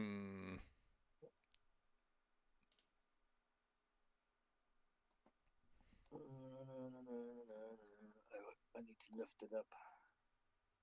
Yeah, the more I look at it, the more I think your Corolla is like a little bit narrower in the body. I think it could be, yeah.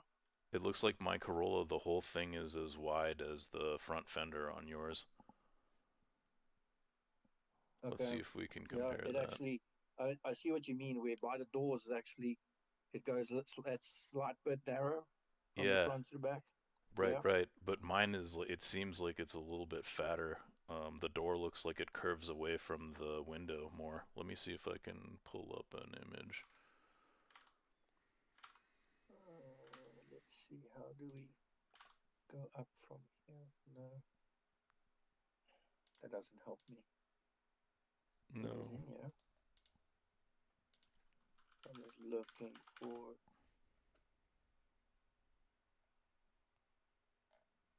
way to...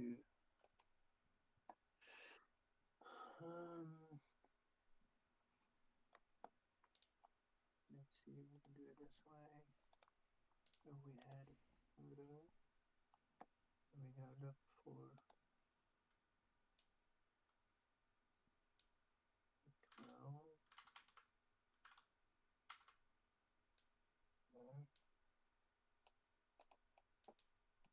Search. There, okay, cool, I can find it. That one, that one, that one. Give me a picture of the post.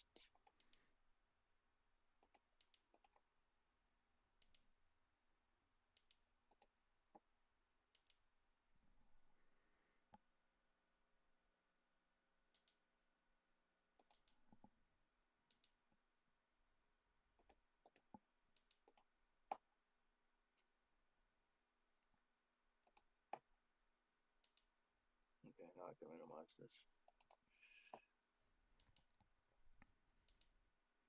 Yeah, that I'm seeing now your black front one. Yeah, I was just trying to compare between the two. Oh my god. R.I.P. Falcor. I'm so sorry. So that Yikes. front lip that you've got on, Yeah. the bottom one, I wanted one of those, but the photo you've got, it's black.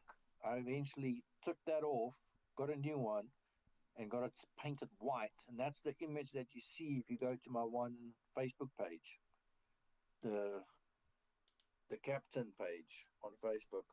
Mm. But yeah, that's so the one photo there is of like a post, like a pole. Yeah. That's that's what I drove into. Sorry, which, let me keep going down here. Oh, this thing. Okay. Okay, I remember this picture now. So what happened? You were coming up the crest and all of a sudden understeered? Someone hit you? What happened? No, I was in the lane next to it. So Mm-hmm. you've got, I don't know, 4 or 5 lanes going up, and the very left lane going. Okay, now I see that photo. You see it at the top of the crest. There's a white line, and then showing that after the crest, there's a lane that turns off. Yeah, yeah, So you it's have to the be in a far exit right lane. left lane. Sure. I was in the lane next to it. Mm-hmm. And there was a car in front of me, and I realized where I am. And I'm like, I need to move a lane across. So you look to your left, remembering that you're a right-hand drive car, and you're Yep. looking across the car to the left Mm-hmm. to move left. Yes, sir. So I saw a car coming up, and it's nighttime. It's 10 o'clock at night. Mm. Car comes past. I'm like, okay, cool. Car passed. No more cars coming.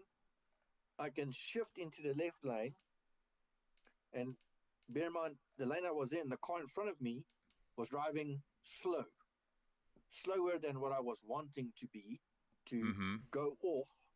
So I turned left into the lane, geared down, and accelerated. So I planted it because, For I want to be AFE. somewhere. Yep. So you went to And fourth or the car third? in front of me did exactly the same. Mm. So it saw that there's a space, there's a gap, because there's no more cars coming, and we both did the same thing at the same time. Yep. So you But guys he shot did for not the same accelerate. gap. He did not Oh, accelerate. no. Okay. I accelerated Yep. because it was a clear lane in front of me. He just moved over to the left lane to take the slipway.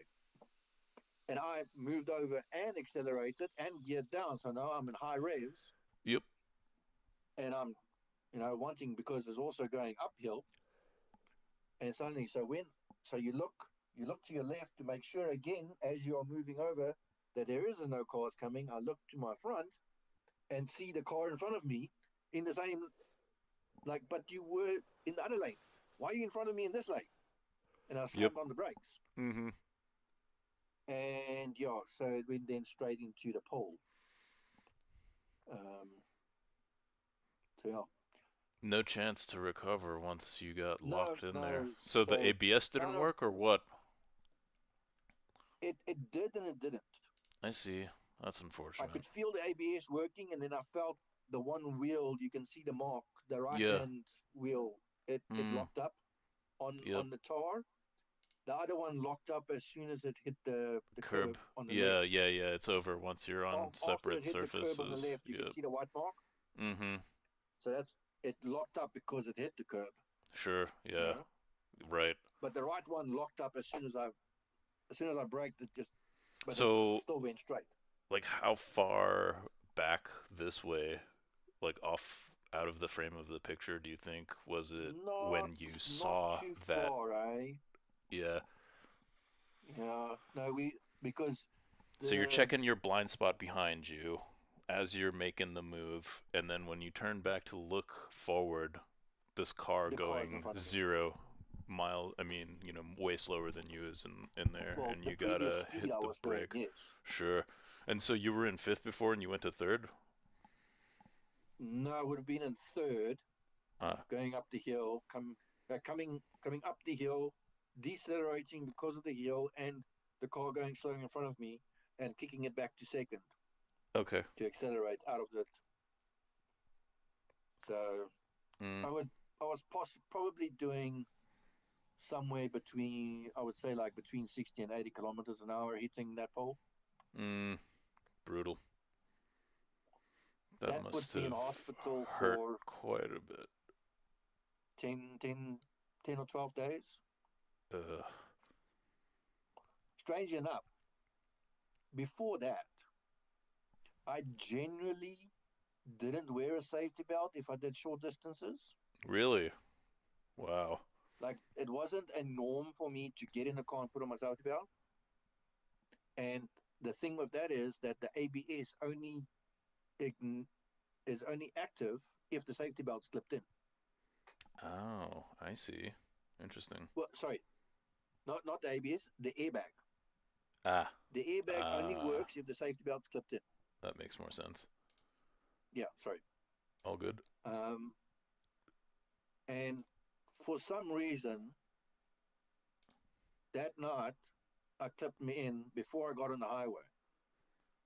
And it's probably because it was nighttime and I was driving on the highway. Man. If this was during the day, there would be a 85 to 90% chance I wasn't wearing it. Yeah.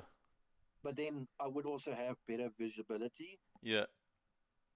So the chances of that then not happening happens. Oh, great. Lovely ESCOM has just, killed the power. Oh, I hear about this. But so you're on battery power. Do we need to... No, well, battery power on my phone and my laptop, yeah. But it's full, it was plugged in. Got it. Yeah, just the screen goes slightly dimmer. But, Man, sorry to make you relive through the trauma of losing Falcor. What's your new one called, by the way? I forgot if you mentioned it. Basically, Falcor Revived, really. Falcor Revived. I like it. It's just Falcor 2 or something. I never really gave her a name. Maybe that's why she's giving me so much problems. Oh, I see. So, yep. There's an like, anime. You know that whole old wives' tale? It's like, yo, but you never gave her a real name. Like, I'm not familiar with that one. I can see the trim is not paint matched in the GL.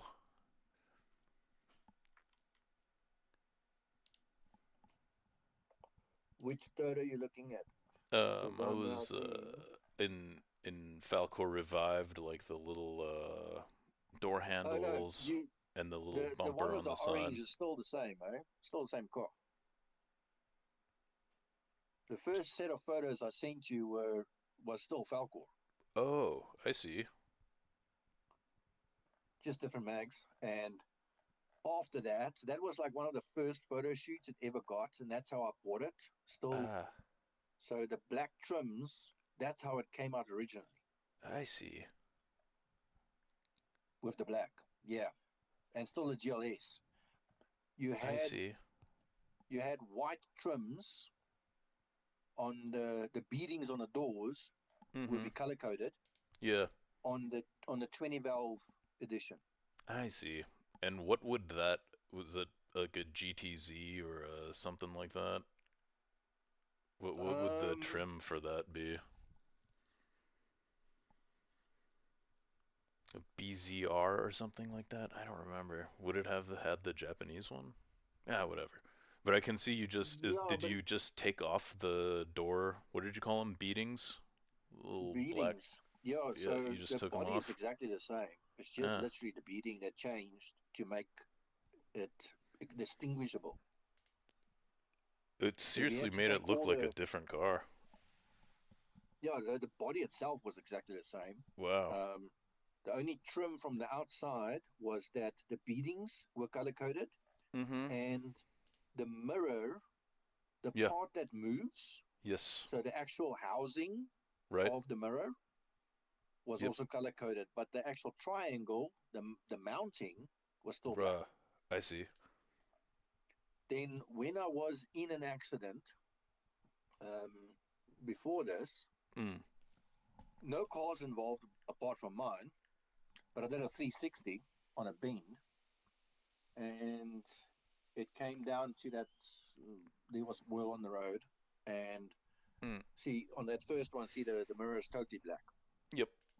So I did a complete respray of all the pieces. So the handles, the mirrors, I took the beadings off on the doors, and the you would call the trunk handle. Yep. I painted white, which was then wouldn't be the same color match. Nah, this thing. I also did like I debadged the front grill part. Yep. There you can still see the sticker on the little rear, the quarter panel.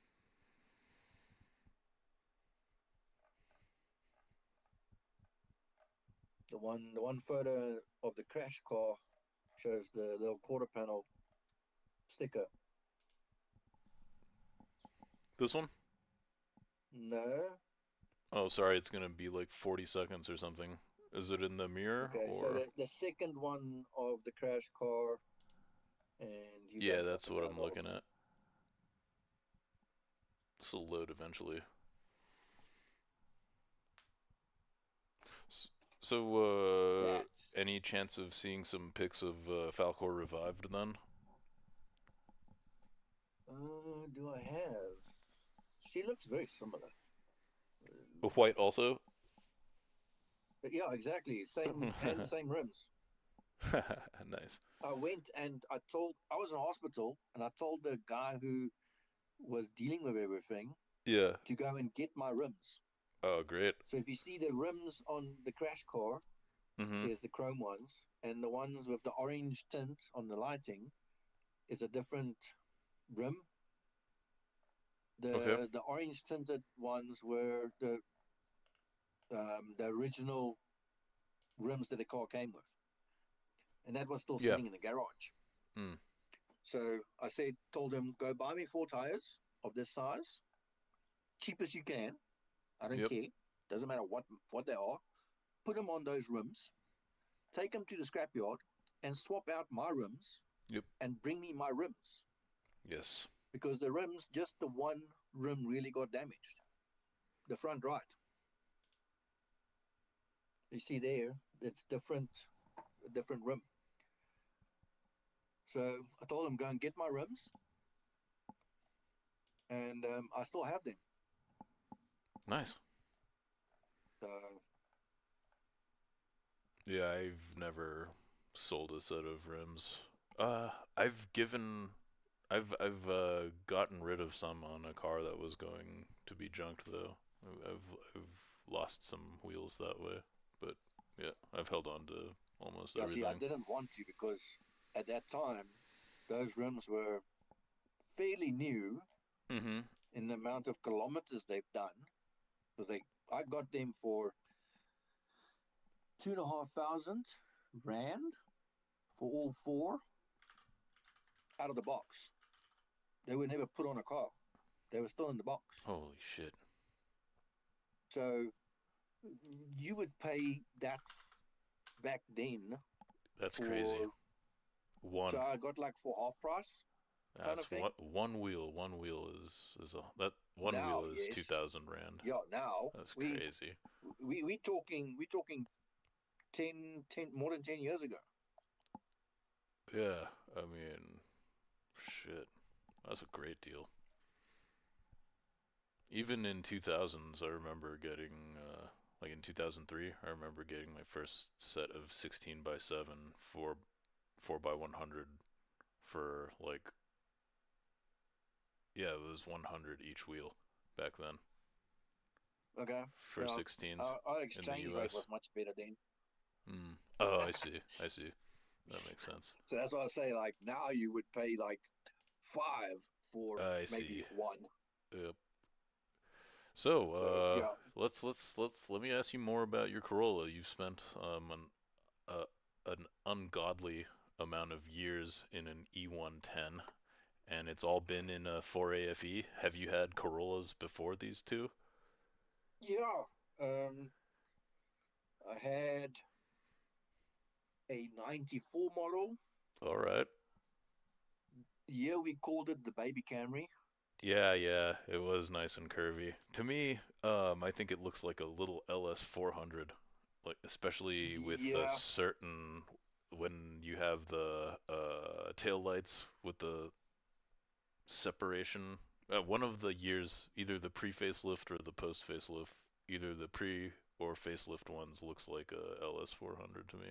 That took a long time to yeah. get out. I know what you're talking about. I had a chat with one of the guys who had one of yours, Hmm. the American versions, Yeah, with and like the long I bumper. could where the indicator was on the corner in the bumper on the front. Yes. So the front bumper had the indicator in the bumper on the front corner. Mm-hmm. And it still had corner lights like these. So you had your main headlight and a corner light, but the corner light actually was your park lights Hmm. and not your indicator. Where Right, right. this, The ones in the the bottom, right? yeah, so the indicator is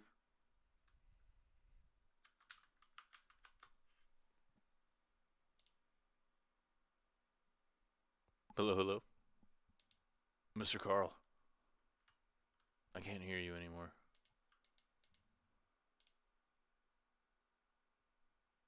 I think he's been disconnected.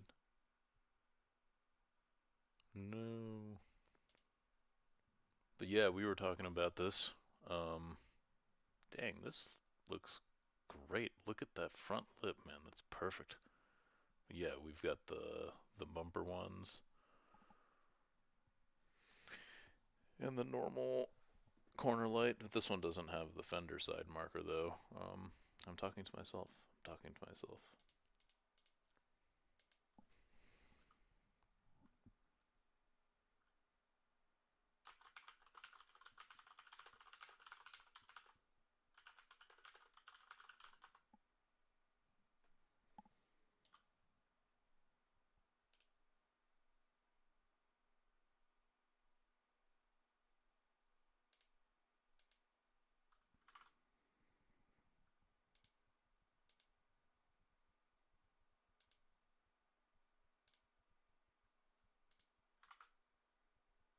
Is it too late?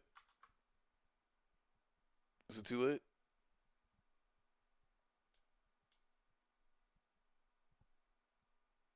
Matthew, are you still here?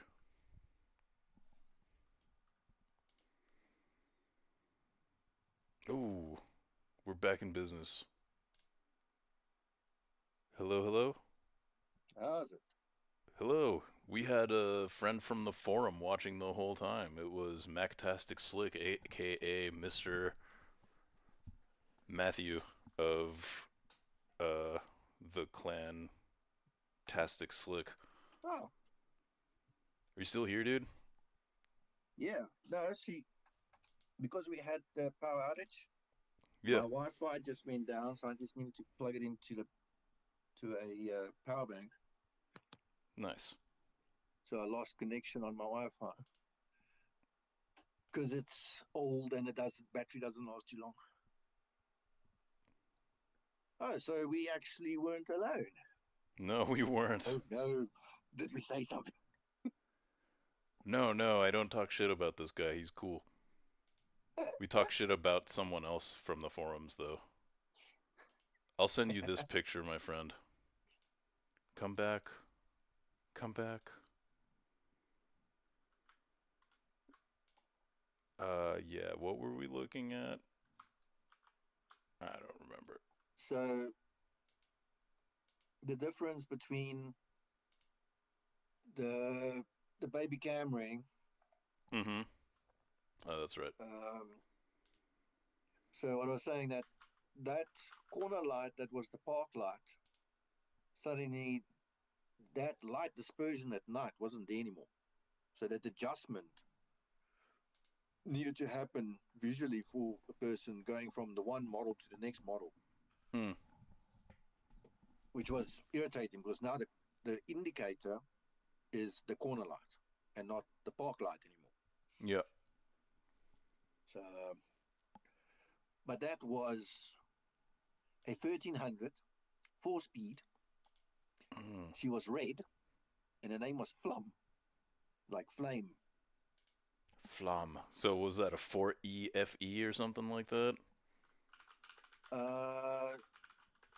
It was a carburetor, actually, not a injected. 4EF?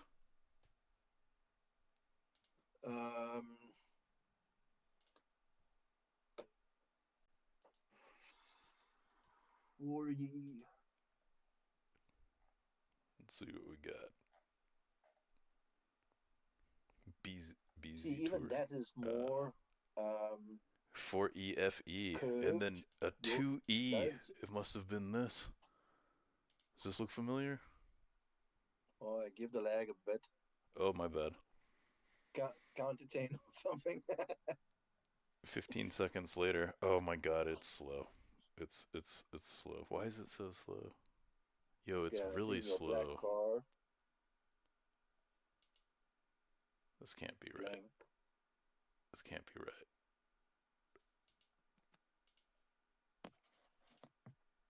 It's gone blank. Is it? There's a white page is back. Can see the. There's something wrong here. It's true. There it is. Sorry, I messed up.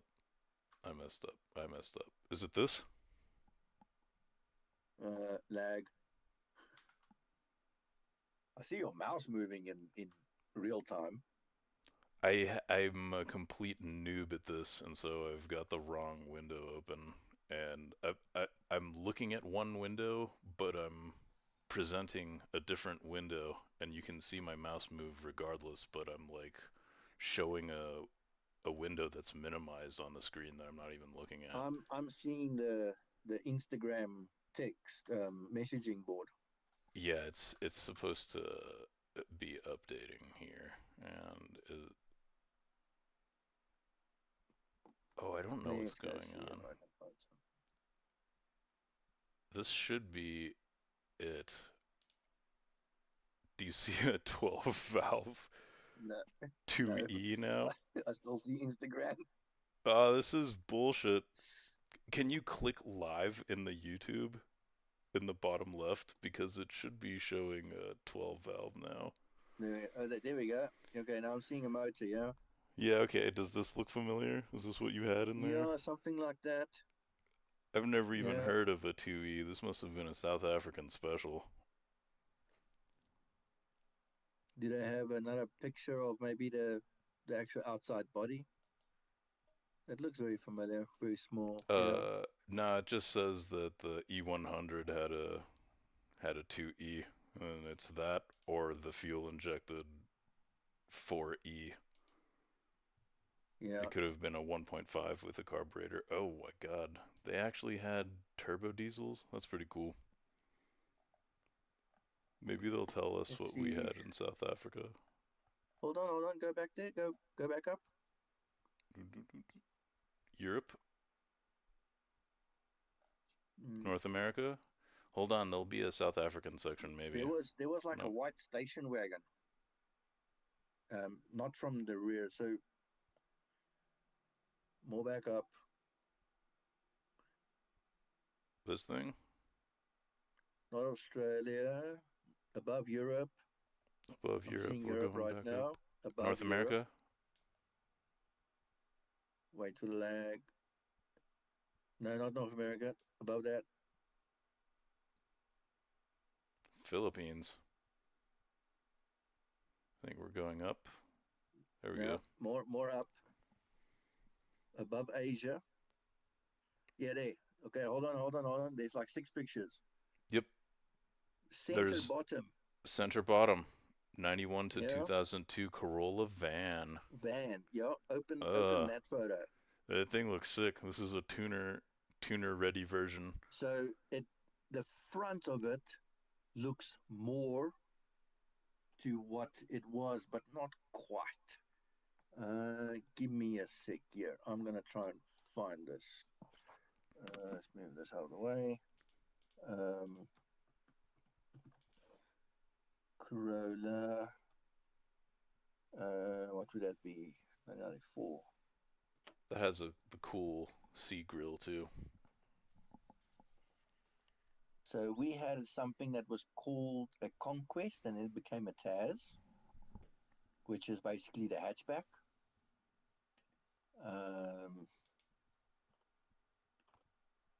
It looked very similar. Let me see if I go to a different here. That was a 94. See if we go to They made something called a Corolla G touring wagon. Oh, some badass. Look at this fucking thing. Wow. Let me go to your. Where's your? Oh, the green one. Yeah, that looks Australian. Yeah, mate. Can take this out in the bush.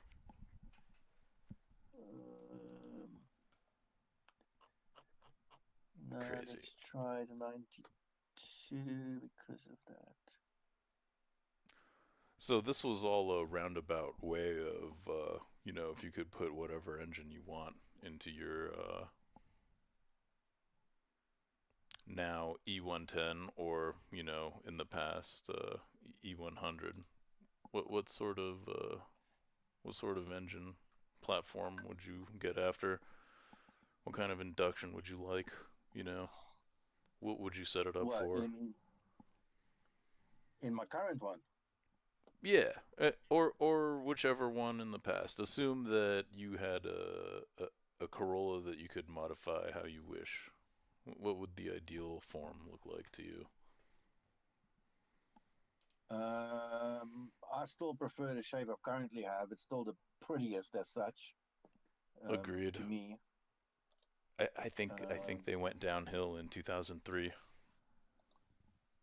After they made something that they called a Runx, it went downhill.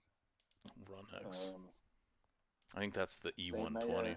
They made a Corolla that looks like the Runx, and it just, yeah. Okay, so I shared a image of something that's almost, not quite, what I had. The 1300 shape. Oh, this thing. This is a E92 in America. Yeah, because that I can see is not a. We actually had, mine was with the newer badge, so the facelift of that. Mm-hmm.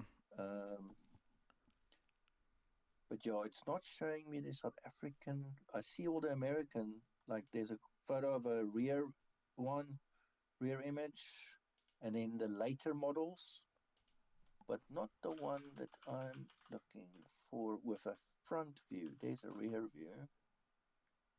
Front. No, that's not mine. That's mine. It's a 92. Hey, it's 10,000 rands, yeah.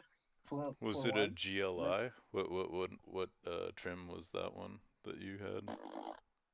GL? No, it was just a GL 1300 because it wasn't injected. I see. That's what the back then the I got you the fuel injected one. That's cool. Did they have two-door of this model in South Africa too? No, but they had a hatchback called a Conquest or a Taz. So, oh yeah, I want to look that up. What's up with a Corolla Conquest? So let's save image as. We go there. We go here. Corolla Conquest. There. This is the weird European hatchback with the round eyes. Yeah. Funny. Instagram image in. Oh, the E92 Conquest. That is crazy. We only... Okay, so that's in the America, we only... Conquest. Thank you. This is a Geoprism in America. And then it evolved to a Taz. We had just still basically the same body, just some of the lights shape change in the front and the back. Let me see. So we go. Yeah, it's not quite the same. I knew a Taz. girl in high school that had one of these. It's a little bit different. The American version. Here's a nice one. Here's a modded one. We found a modded one. Oh god. It's got drop suspension and mags and color coding. Yeah, let's go. Like what you would find in our Indian communities. Let's see it. This has a very Saab vibe. Look, this one has a Ford AGE. That's cool as hell. Look at that. Yeah, so it would have been a GSI. That's right. Wow, crazy. But only the rear tail. It says Taz. Oh, I'm going back to check it out. Yeah, wow. This looks like a Mark III Golf to me. That was its competition. Yeah, that if was you ignore the hood, it's the same shape. In the market. Yeah, wow. Yeah, in the market. It was going Toyota's answer to Golf. Yeah, and this guy's got a Starlet Glanza front end look going on. This is a tidy vehicle. I like it. Yeah, no, it was. It's still back then and now. If you find one of these, yeah. Let's see. It was going for. There was a price to it. Super Need by 80 from Stance Out.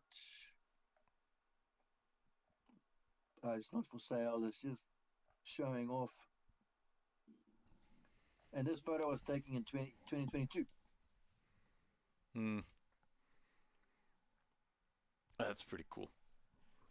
Yep. Maybe even, I don't know. I would love to just have anything with a turbo on a front-wheel drive Corolla. Do you know what we call it? A duck, like a quack quack duck. I know what actual ducks are, but I'm not Toyota familiar. Cars. Nope. Like, let me see if I can Baby think. Camry, and then we would call this one the duck specifically. So is it because of the beak or the tail that you call it a duck? Is it obvious once I see it? I'm trying to guess what it is. Compared, it will just save. Why does it want to save? Why is it not saving? Oh, if you're on PC, you can just copy it and then paste it into the chat. That works too. Copy image. Yeah. And then Control V right where it says message. Oh, there we go. Okay, cool. So this is the chisel shape. This is an AE82 or something. So 87. 87 Toyota Conquest Taz bronze manual 4-speed right-hand drive.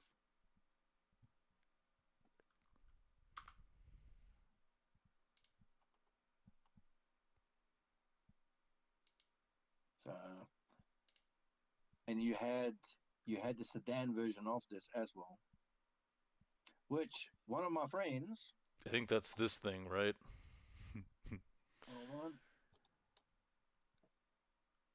Yeah, same thing, same year. The one was the Corolla, and the one was the Duck, which was the hatch. Yeah, so I can kind of see it. That was the first Conquest. This looks like a Mark II Golf or something. Again. Yeah. Remember, we had a very long standing with with the Mark One Golf in South Africa. It only excuse me, I need to drink something. We had a very long production line with the Mark One. It only got killed Oh like in the yeah, late 90s. I've read an article about that recently. That's incredible. And you guys had a special name for it too, right? What was it? The Chico. Interesting. It got rebranded as a Chico. Chico. That's And it came in vibrant colors because the original, it was white bumpered and white rim mags with different like red, yellow, and blue with white marks on it. And then it got redone and it got color coded in like a cyan, and there was metallic colors, but it was all color coded. So the bumpers were color coded, handles, everything. crazy.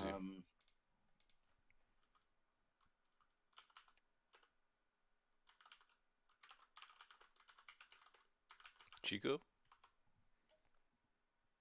City Chico.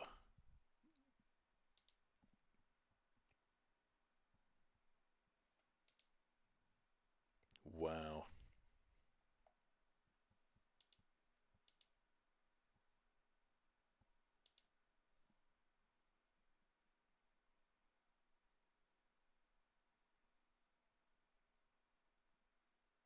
I'm not sure which picture he wants.